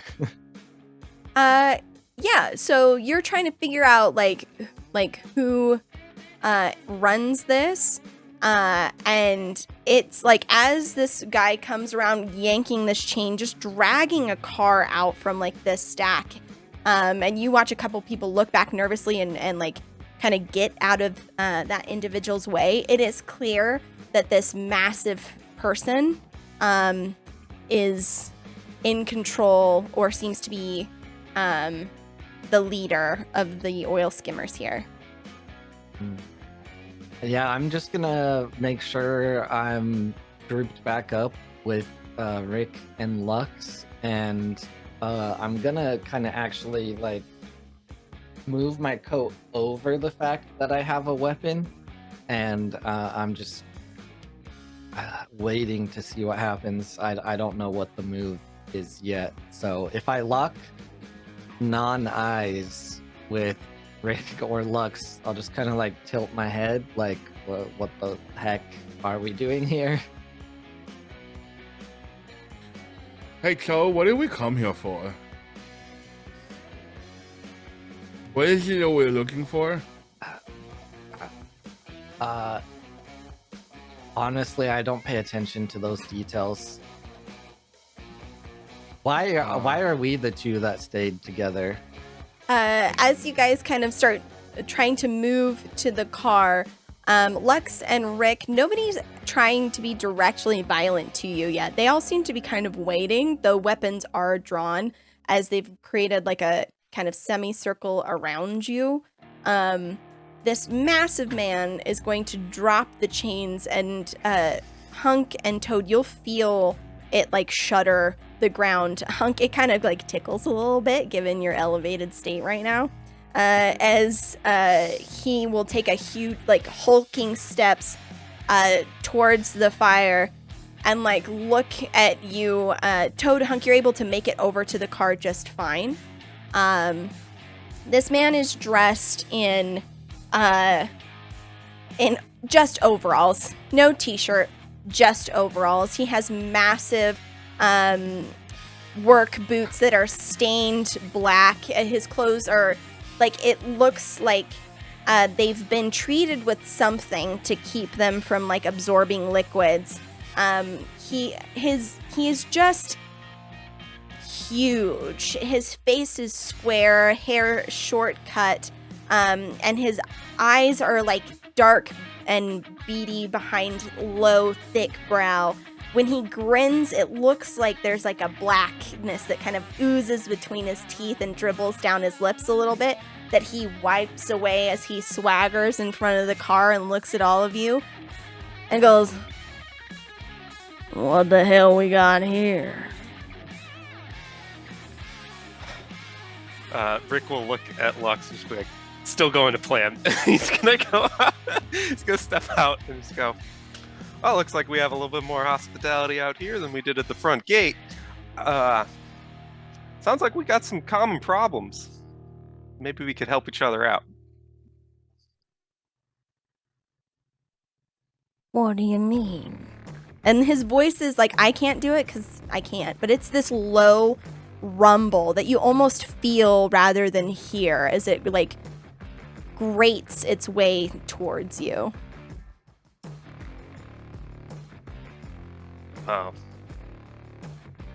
We've been, a couple things at least. Been looking to get our hands on some Sloan secreted juice. Sounds like you guys haven't had any luck as much as we have. You hear as everyone shifts, you hear weapons shifting in hands, and a bunch of murmurs kind of break out across the oil skimmers as the man in front of you, like, raises his brow, and you can see that, like, you have sparked interest, and you get this overwhelming sense that you probably shouldn't have as he looks at juice. You got juice? We're looking for it. Hey, Hunk. Yes? Why do I, for some reason, I thought we were supposed to be getting like some microchip or some thing or device. We're getting juice? I don't know why this guy's so interested in a religious group, but I thought we were here to find some, like, trinket or trophy or... That's what I thought. Are you guys in the car? Or are you They're outside the car. Oh, We're out okay. of- Then never mind. Yep. I was just gonna ask, Lux, are you just staying in the driver's seat? Rick has gotten out to parlay.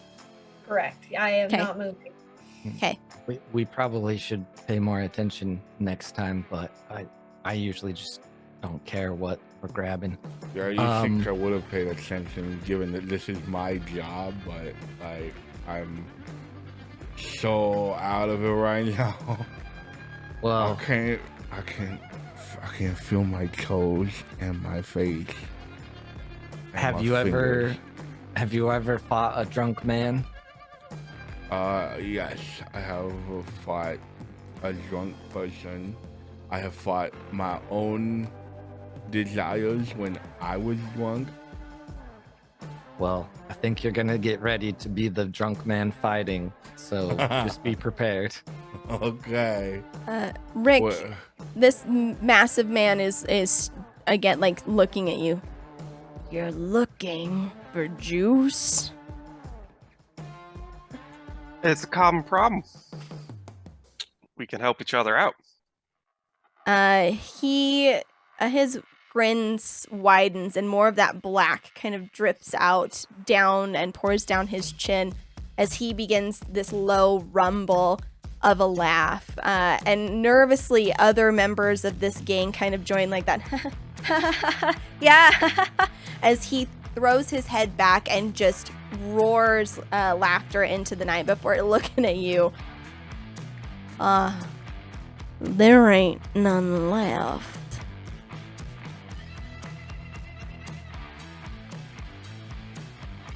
What do you mean? He takes a menacing step towards you. There ain't none step left. Am I like looking up at him at this point? At this point, he is leaning over you. Someone from the crowd yells, "Give him the chair!"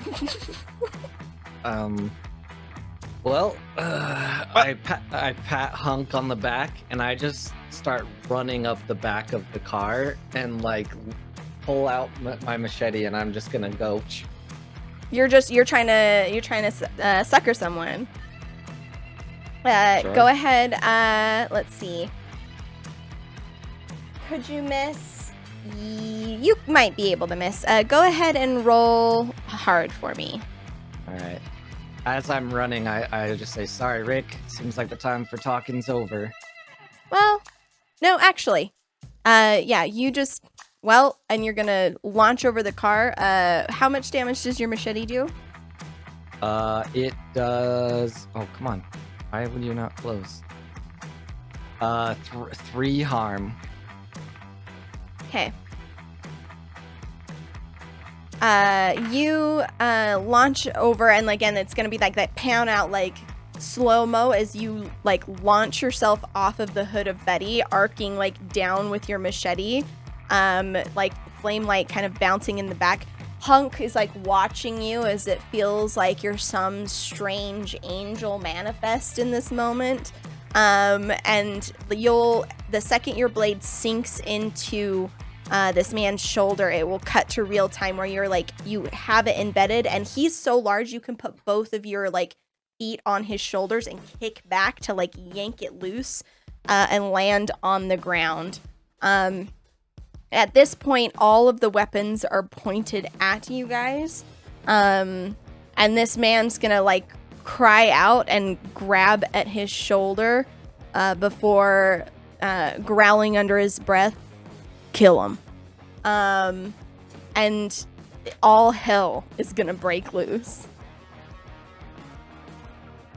And I'm gonna start whistling, and however you want to play the gang, I don't want to make it too hard on you. So it's gonna be, you're gonna treat them like a weapon. You're gonna tell me when you're utilizing them what that looks like. So we'll kind of handle that on your turn.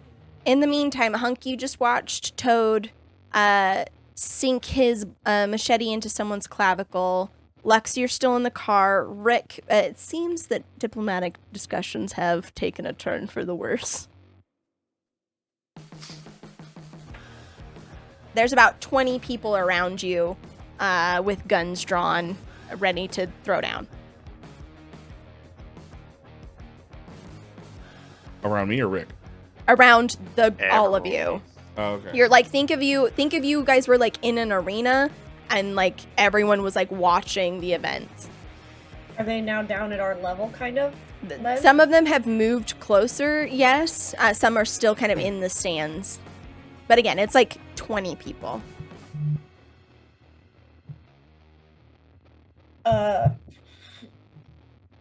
If Lux hears him say "kill him," she's going to laugh and then throw the car into park. Amazing. And make sure it's in park, and she's going to open that little like thing. Uh-huh. And she is going to, one of her weapons, you will see her pop up, and she's going to kind of like pop up kind of similar to how Toad was hanging out of her car, she's going to do the same thing and attach to the side of the driver's side. Amazing. A grenade tube. Phenomenal. Yeah, you pull it out, you lock it on, and you see this man is turning to like walk away, and the flood of people is coming in to like engage with you directly. Hunk, I feel like you're kind of in the thick of it. What are you gonna do?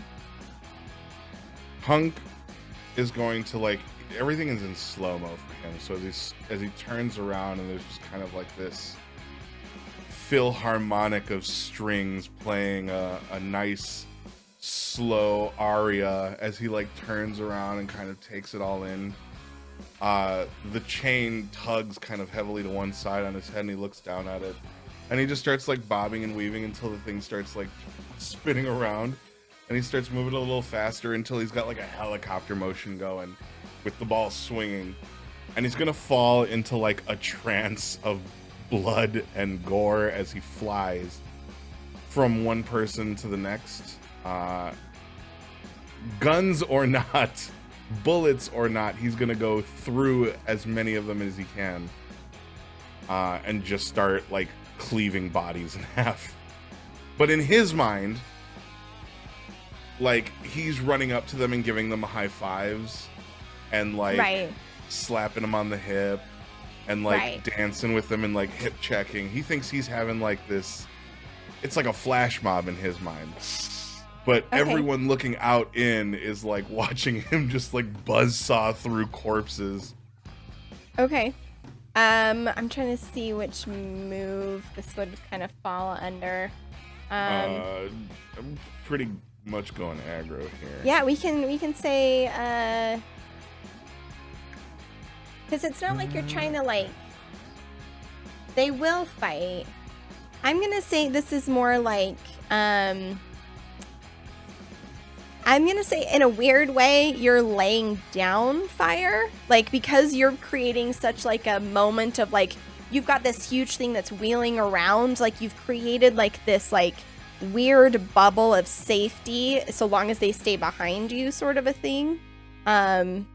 So you're let's see, well, this is where I always get a little confused with this stuff. No, fuck it. How much harm does your head bobble do? The head chain does 2 harm in an area. Okay, yeah, so as like, we're gonna say like 3 dudes kind of rush you, you're gonna like take them. You are gonna take some harm yourself. We're just gonna exchange that straight up, as there are like bullets or arms. So go ahead and take 2 harm as you give 2 harm.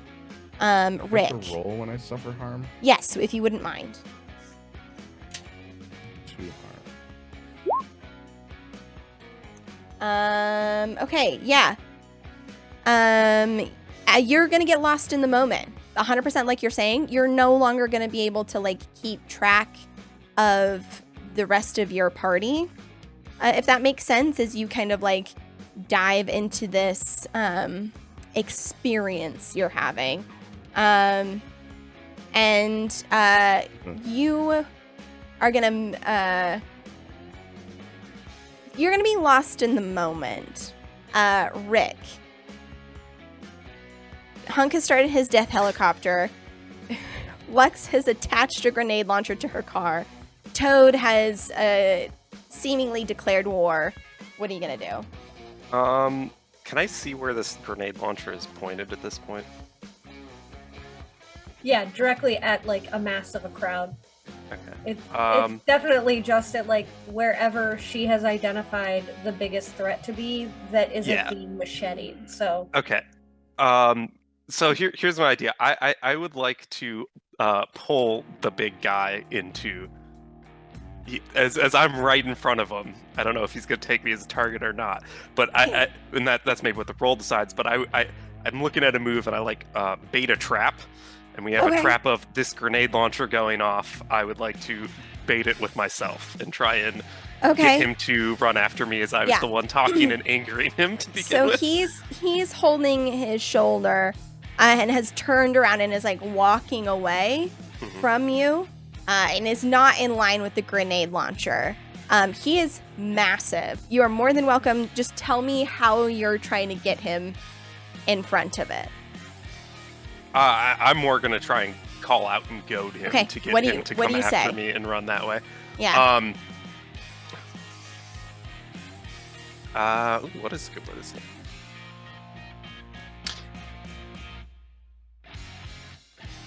You want to kill us? Why don't you try yourself? Instead of having everyone else do it for you. You watch him kind of stop and turn around and look at you. How does your move work? Is it just you bait a trap? So beta trap is a subterfuge move Okay. in the thing, and so I can tell it's got it's actually Yeah. like just under the lay down fire. It's like 3 pages Oh, lower. gotcha. I was looking at suppressive fire because I was thinking about doing it, but I kind of like this with the grenade launcher when I heard that one. So it's just a roll plus cool, and based on if I get a 10, I can choose 2, a 7 or 9, choose 1, and it has and on 3 I fail, or less than a 7 Yeah. or 10 I fail. Yeah. But I Go can ahead and roll, go- see what I get, and let you know what I yeah. options Let's are. do that. Yeah, let's do that.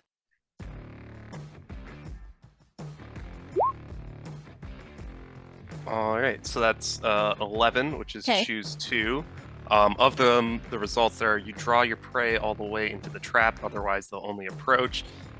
Your prey doesn't suspect you, otherwise they wary of alert, and you don't expose yourself to extra risk, otherwise any harm your prey inflicts is +1.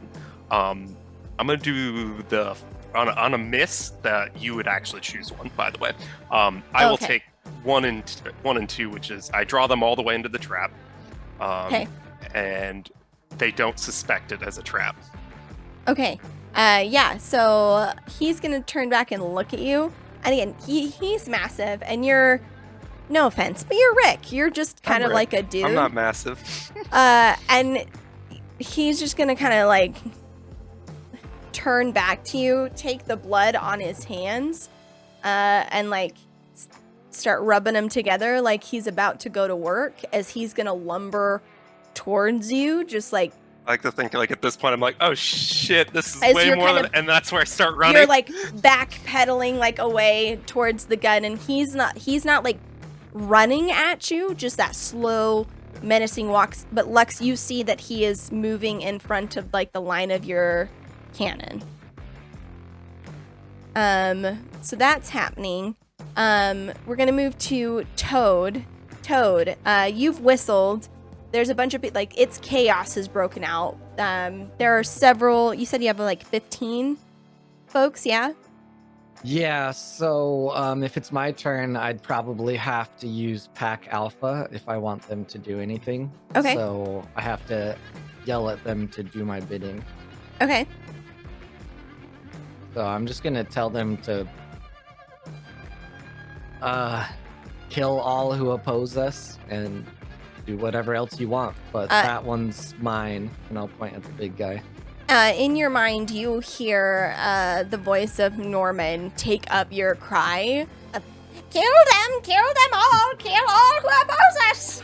Just like screaming excitedly as you watch from the various crevices and dark shadowed places, a bunch of faceless come out and start engaging with the Oilskimmers. Exchanging blows. Remind me, how much harm do they do? I have to roll hard first. Okay, so let do me the see. theme. Ooh, good. So on a 9, I just choose 1.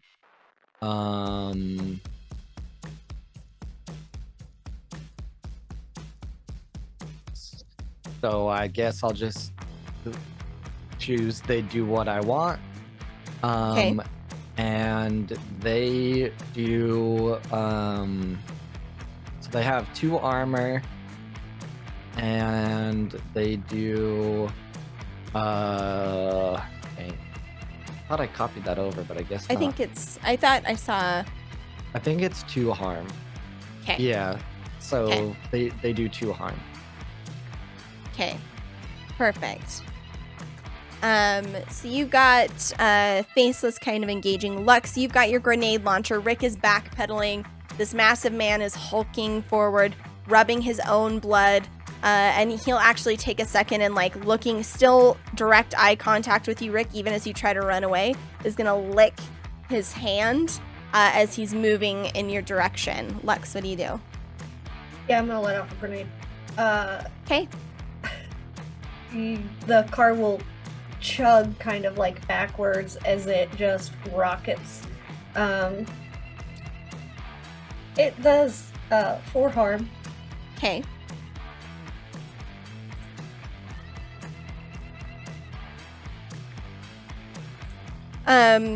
You're gonna, like, launch it off, and it's gonna hit this guy in the obliques, and there's gonna be an explosion that's, like, as it, like, pushes him back.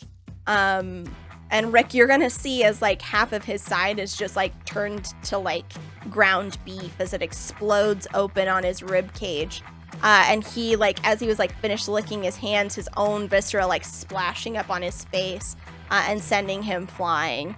A bunch of the oil skimmers are gonna see this and be like, holy shit, they killed fucking Large Tyler!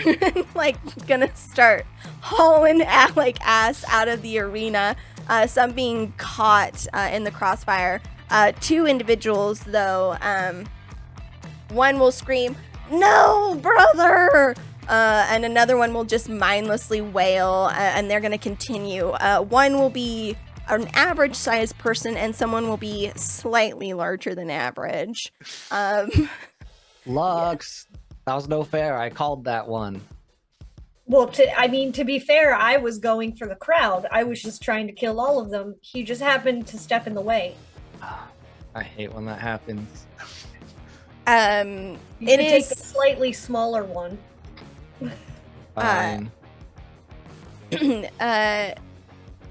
Hunk, you're kind of like, you in your kind of like excited state of like love and friendship, high-fiving these individuals, are gonna see a spray of like glitter and like rainbow dust across your visage, and you're just kind of, oh, like so excited.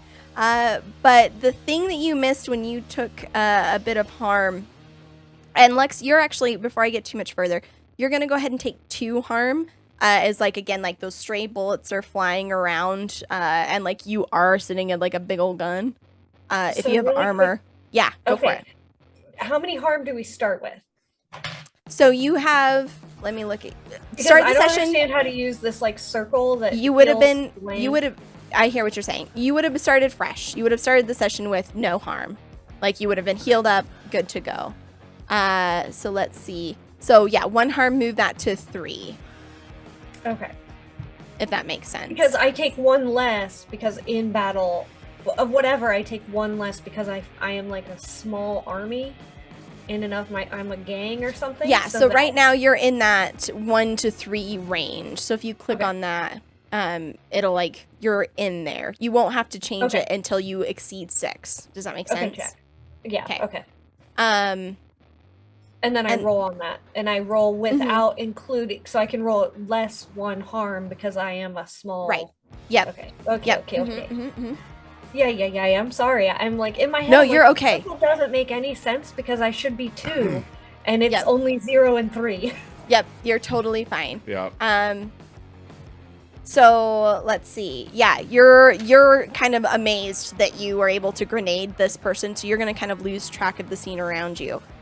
Hunk, coming back to you. The thing you lost track of is that as you see this spray of glitter and like dust, you're gonna turn, and like I think for you, like there's gonna be this kind of like weird cut in and out, but what everyone else sees is a car coming directly, like it seems to have been launched and is like coming directly at you, and there's this slow moment of like it reaching the apex of its arc, and it's going to like trajectory directly towards you.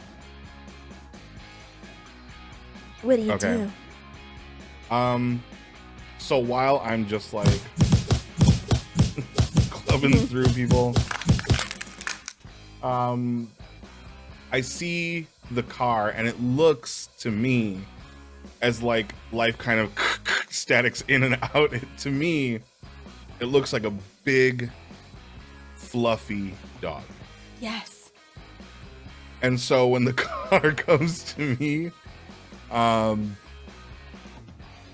he's gonna try to catch it Okay. and give it a hug. Okay. I'm gonna say you're gonna try. This sounds like you're trying to act under fire. Like you're trying to Sure. like definitively try to do this thing. Okay, So go ahead and roll plus cool. just straight up. Okay.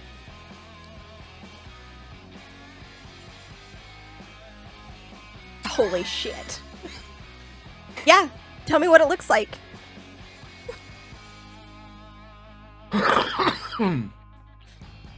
So this car comes sailing down. It's a Volkswagen Beetle that's been customized. So a lot of the heavy shit on the inside is just ripped out, I imagine, yeah? It's just like the shell of the car. Mm-hmm. So yeah, like it's just got guns and a frame and like the motor inside, which is To be Which is clear, not- this isn't Steph's car. This Oh, is just what- a car.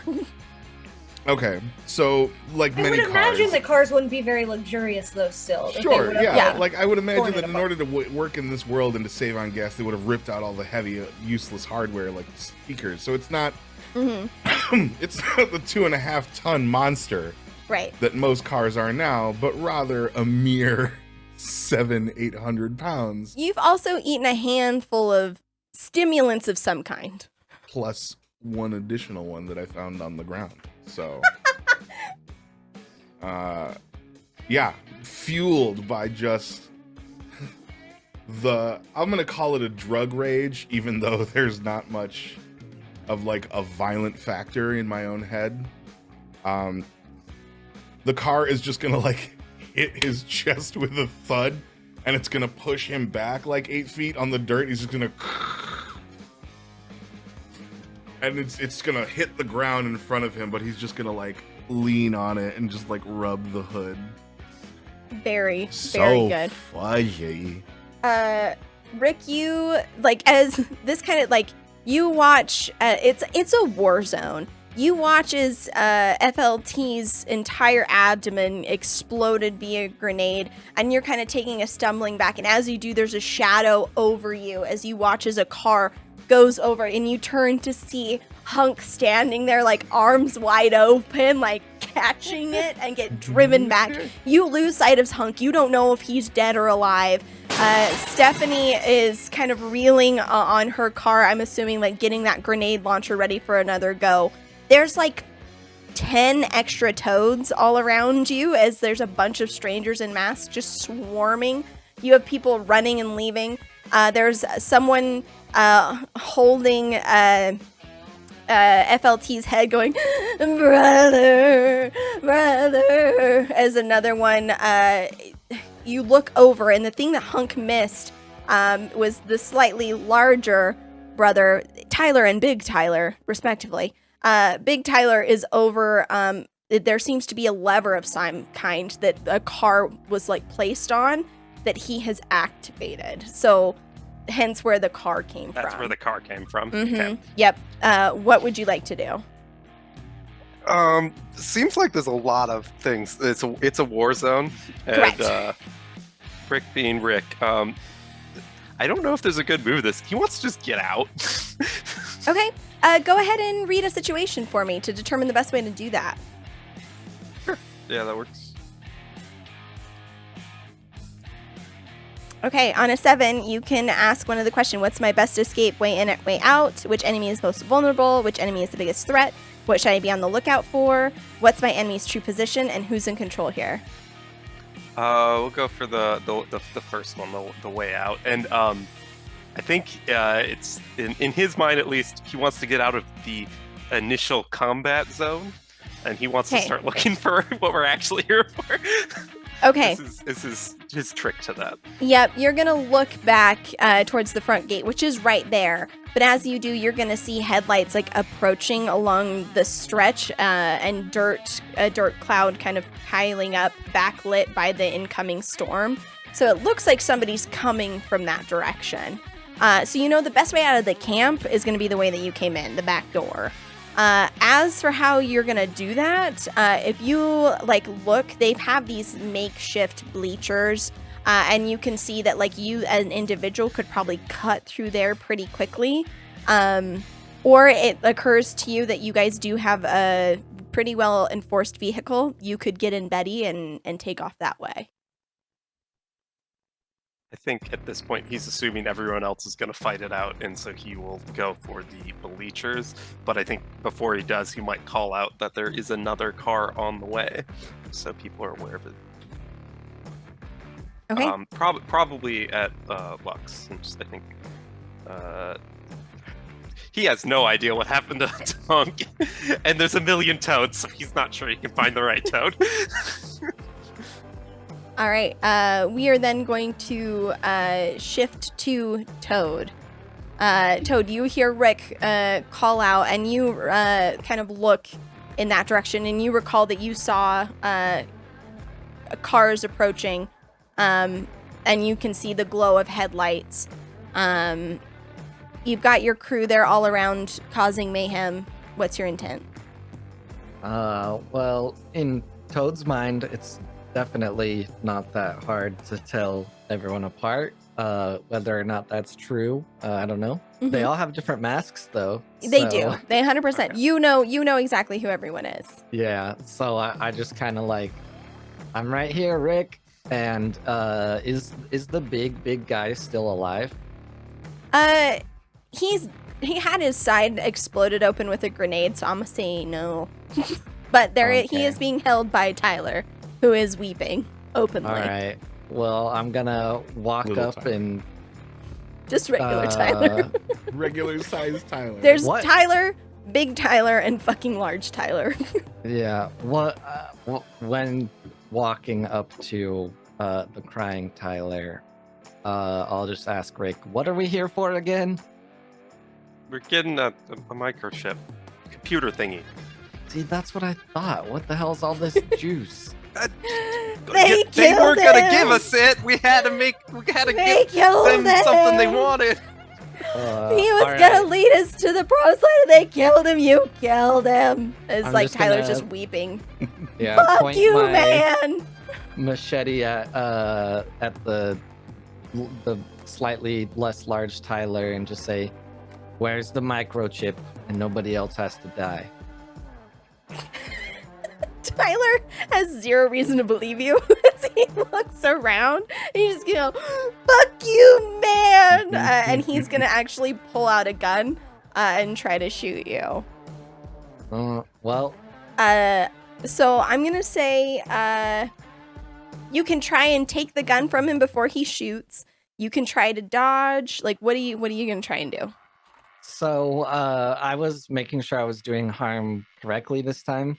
And Okay. it says if you have under 6 that it heals over time. So did my harm heal since our last fight? Yes, you should have. Wonderful. You should have started with none.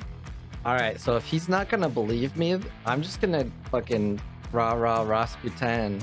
I said that so weird, but I'm just gonna charge forward and not care if he shoots me, and go to attack him as well.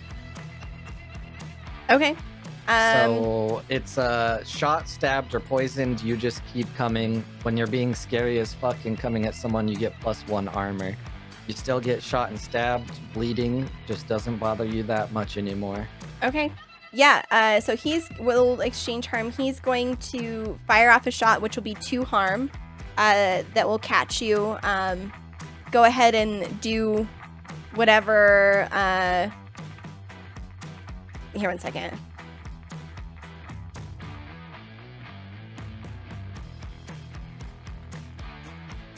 And then how much harm do you do? 3 harm. And I will give him one more chance as I'm going to swing my machete and just say, listen, most of these people listen to me. So if you don't I want... fucking hate you, man. Like, he's like essentially like la la la la. Like, you know it's what? not. That's how I prefer it anyways. And I'll Go- just sink the machete into his clavicle again. Go How for many it, right? Tylers are left, by the way? There's one Tyler left. It is Big And it's- Tyler. And he's is it the car biggest launcher. Tyler? No, biggest Tyler got. So Got it. Tyler, Big Tyler, fucking large Tyler. All that's left is Big Tyler. Gotcha. Then that's all I wanted to know. I'm good. Okay, okay. Don't call. Yeah, Cole, you're gonna, and I'm just gonna say he's kind of holding his brother. He'll try and get off another shot. So another 2 harm to you, but you're able to, like, describe how you dispatch a regular Tyler.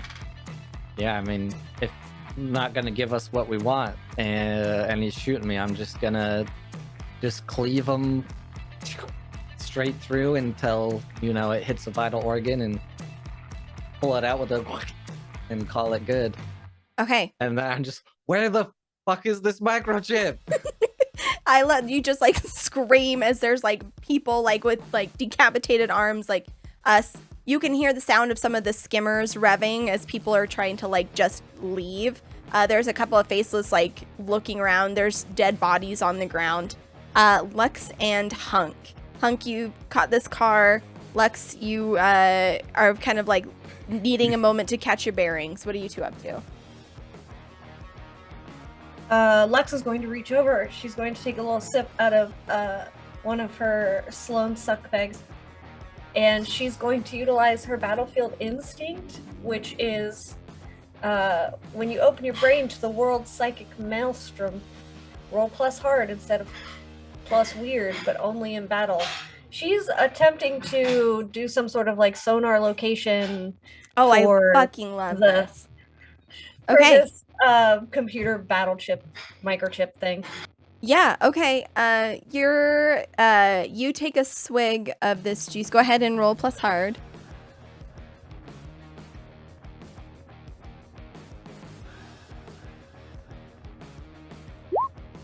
Fuck yeah, dude. Yeah. So, let's see. Here, okay. You feel like you take a swig of the juice, and it's been a while, so the effect takes hold pretty quick. What emotion do you experience? Emotion it would probably be like instant euphoria. So pupils will probably pin really hard, and there will be a heavy, relaxing sigh from Lux's mouth, like very audibly. Okay. She will kind of slump back into the front seat of the car because she still has not really ever left it. Yeah. And she's just going to start looking around to see if she can see any of the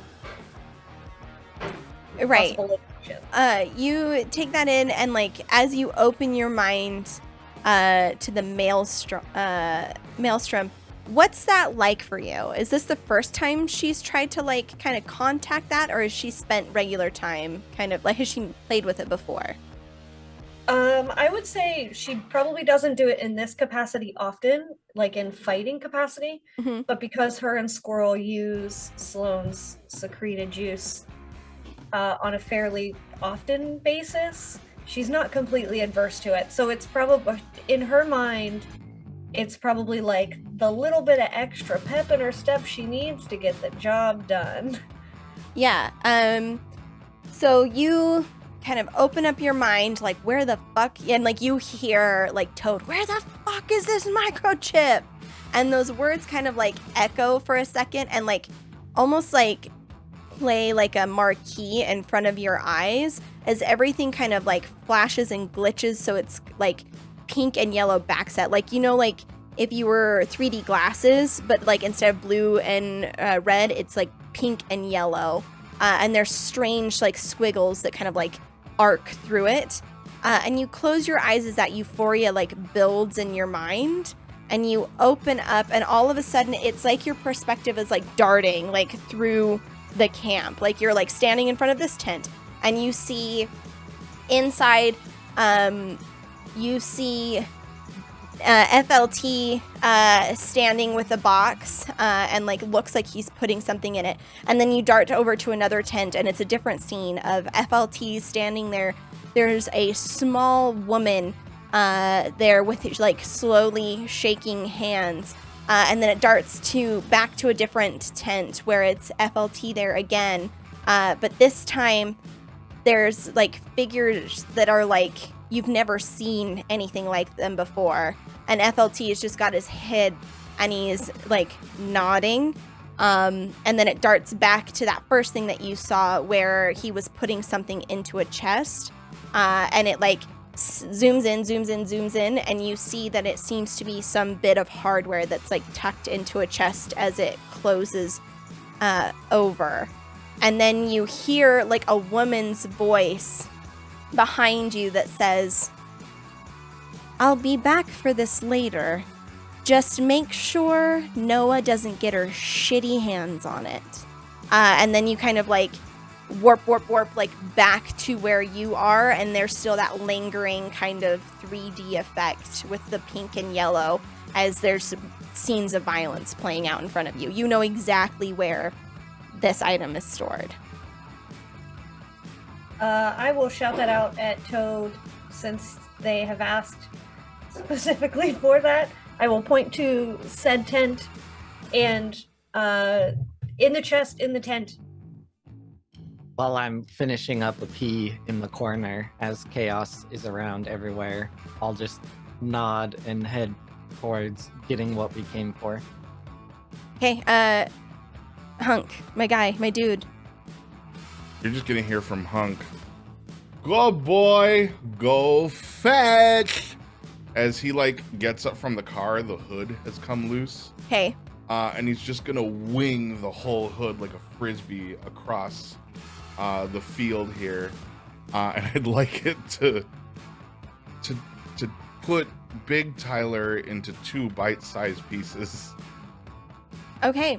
Yeah, I'm gonna say that you're acting under fire because people are literally shooting at you and you're hucking this thing. So roll plus cool. 9. Yeah, so you can either I'll give you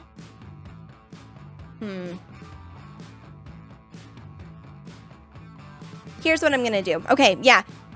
Go fetch, and you huck this. As you do, it's gonna scrape against your chest in a way that you didn't anticipate. Go ahead and mark 2 harm, applying armor as necessary.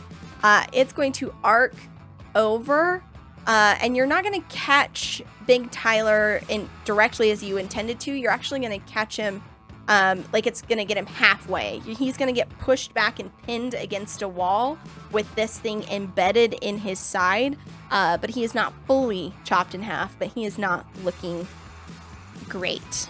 Fair enough. Rick, you see Toad sprinting towards a tent from kind of like where you were skulking out from under the bleachers, and you're able to kind of catch up with him. Lux and Hunk, you're still amidst this battle that's quickly dying down as people are dying or straight up fleeing. Toad, you go sprinting around, kind of skirting on the loose dirt as you skid to a stop and run into this tent. Right, there's nothing in here. A table, a couple of pair of crappy boots, and a big old chest. And as you move forward towards the chest, you frantically open it, and inside there is in fact a device of some kind. It looks like a chip built into different gears.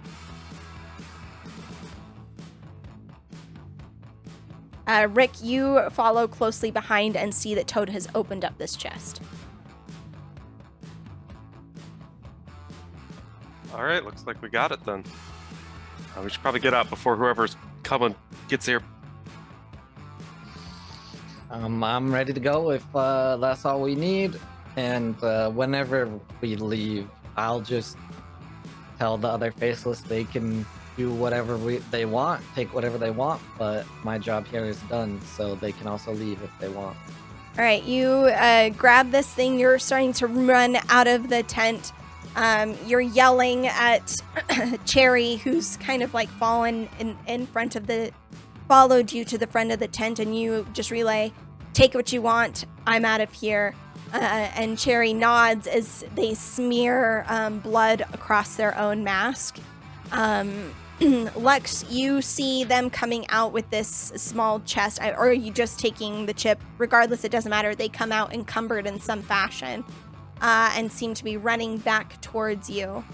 And you feel like that you're still in that sense of euphoria, right? As that juice is still lingering in your system. And you like kind of close your eyes for a second and then open them to see what looks like Squirrel Moon like walking across the battlefield, like directly in front of you.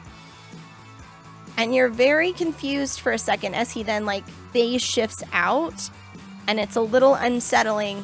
Toad, you slam the microchip on the hood of the car. Everybody's around, ready to go. You have what you need. You just need to get out. And above you, you hear a crack of lightning. And that's where we're going to end today's session. We've ended the session, but now it's time to head to the dump. This is where we hand out experience and handle some, quick bookkeeping items. At the end of each session, the players have an opportunity to gain extra experience if they can answer yes to the following question. So I ask, citizens of Dirt, did you learn something important about how the world works? Yes. Drugs Correct. are wonderful. Okay. Go ahead and mark an experience. Did you protect Dirt from a dangerous threat?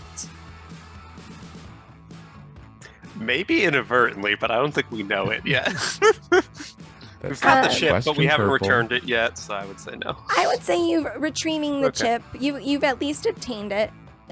Did you solve or maybe that feeds into this? Did you solve a person or community's problem? I would say that it's more like that one. And then what we're going to do, we'll do this along with our stars and wishes. At the end of every session, choose a character who knows you better than they used to. If there's more than one, choose one at your whim.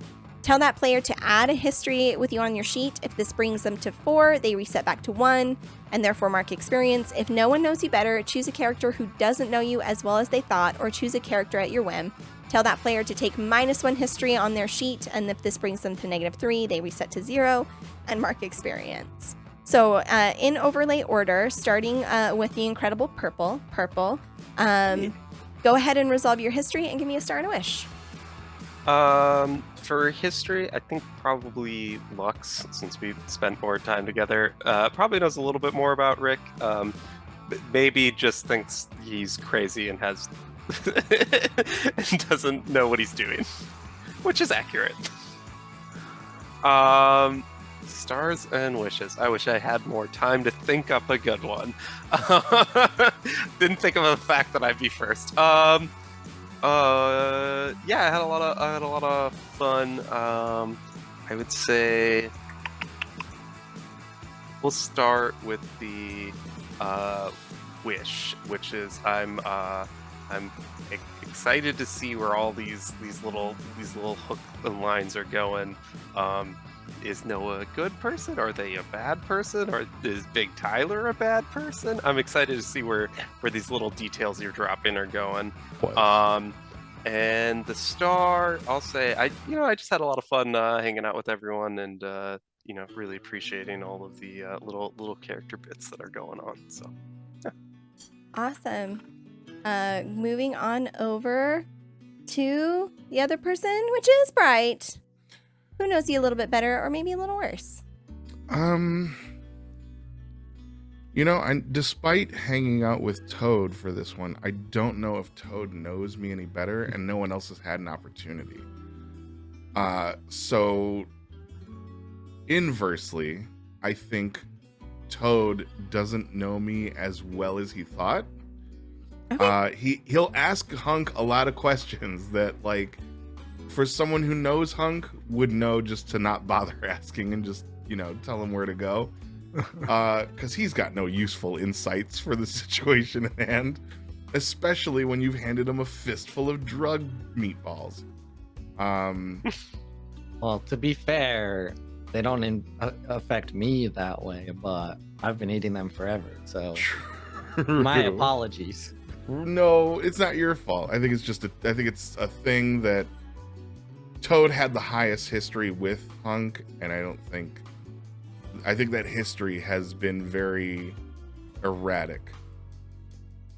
And so Toad may not know that, like, Hunk's not a wealth of information.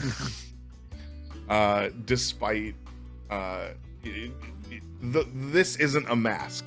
Hunk is just an idiot. And maybe Toad hasn't read through that yet. Maybe this whole time he's just been like, you're hiding something behind those glassy eyes. All right. Toad, take -1 and mark experience if relevant. And then stars and wishes, right? Stars and wishes. Stars. I like when we mesh. We do a lot of this meshy stuff where, like, one person will throw in a tiny thing, and then the next person will grab the ball and, like, put a little thing on the corner of it and then throw it in the air. And that happens a lot. And I love that it happens a lot with this group. Like, for instance, Cole mentioned meatballs. We've never heard of these at all before today. 10 minutes later, Sarah's saying, is he going to be okay? And 10 minutes after that, I'm having a drug fever dream. And I love that seamlessly moves throughout. Like, it felt like we planned it, but we did not. Awesome. Wishes. I don't have many wishes for this game. There is a thing I want to do, but I can't, like, talk about it because it's relevant to my character alone. And I don't want to spoil things that I might be planning for this particular thing. But Can you just phrase it in a really generic way? I'm trying to think of a way in which I could. Because here's the thing. I wish. If I know I can help. I know. But, okay, I wish. Hunk has a lot of things on him. He's got, like, his helmet constantly on. He's wearing a jacket over his midriff, and he's got a little plates of, like, body armor inside his jacket. And then he's got those, like, the underwear that shoots gas-powered arrows at people. And so I hope one day, soon, that Hunk is able to interact with the group without any of his, like, fail-safes. Preferably before he dies at the hands of a Becky, which is also on the horizon. Awesome. Chrissy, history, who knows you better, who knows you worse, and then stars and wishes. I would say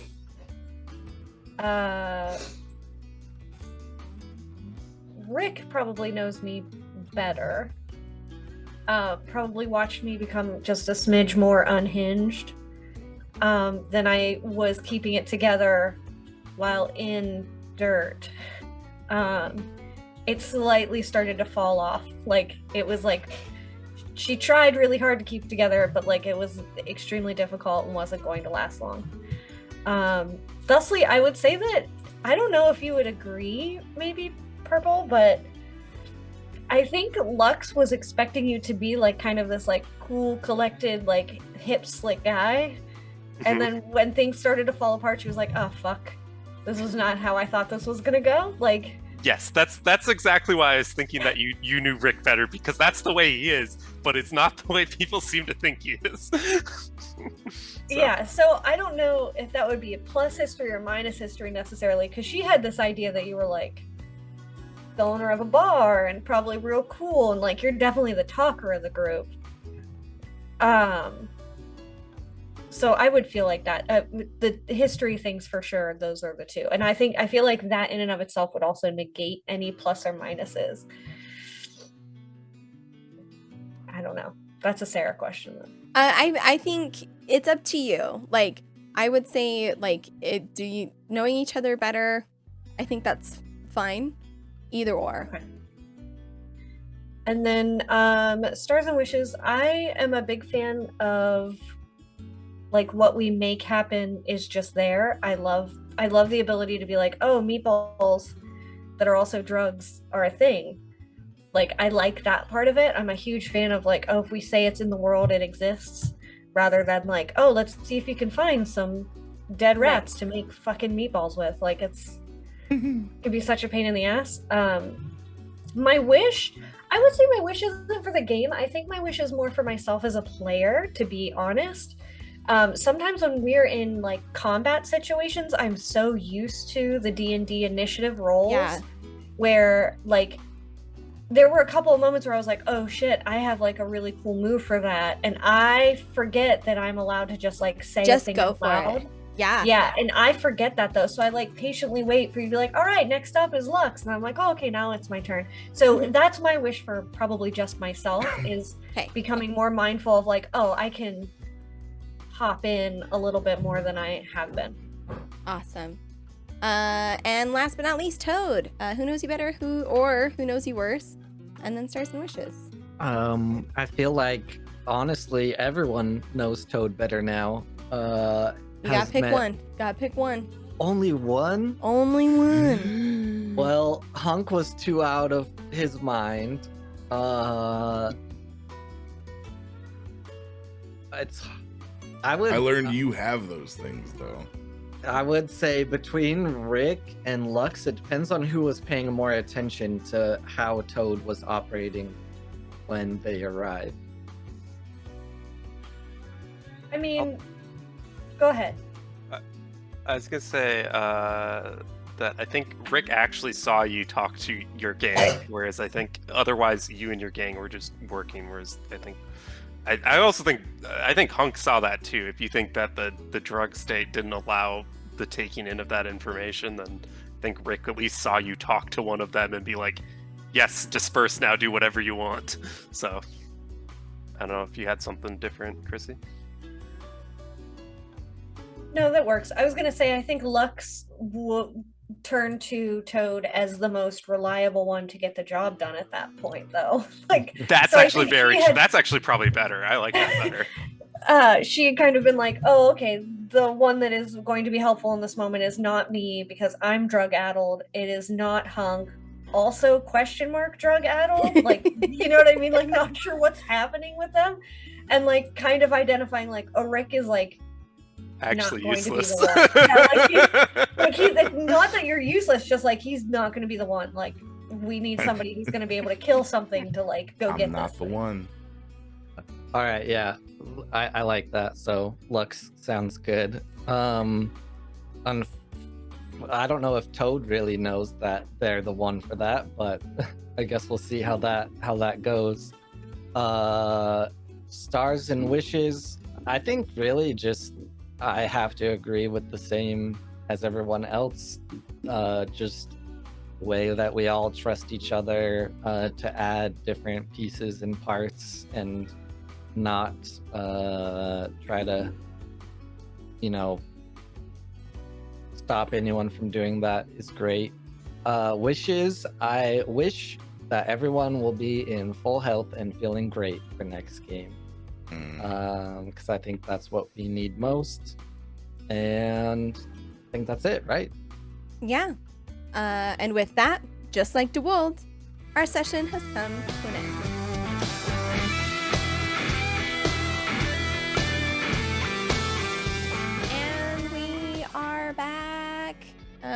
Thanks everybody for sticking with us as we take a quick break. Breaks are important, not only for your mental health, but for your car. Did you know that cars can't go fast because they have brakes? What? Think about that for a second and have your mind be blown. Brakes are overrated. They stop you from going as fast as you really want to go. But I guess. Only go, no stops. Only go.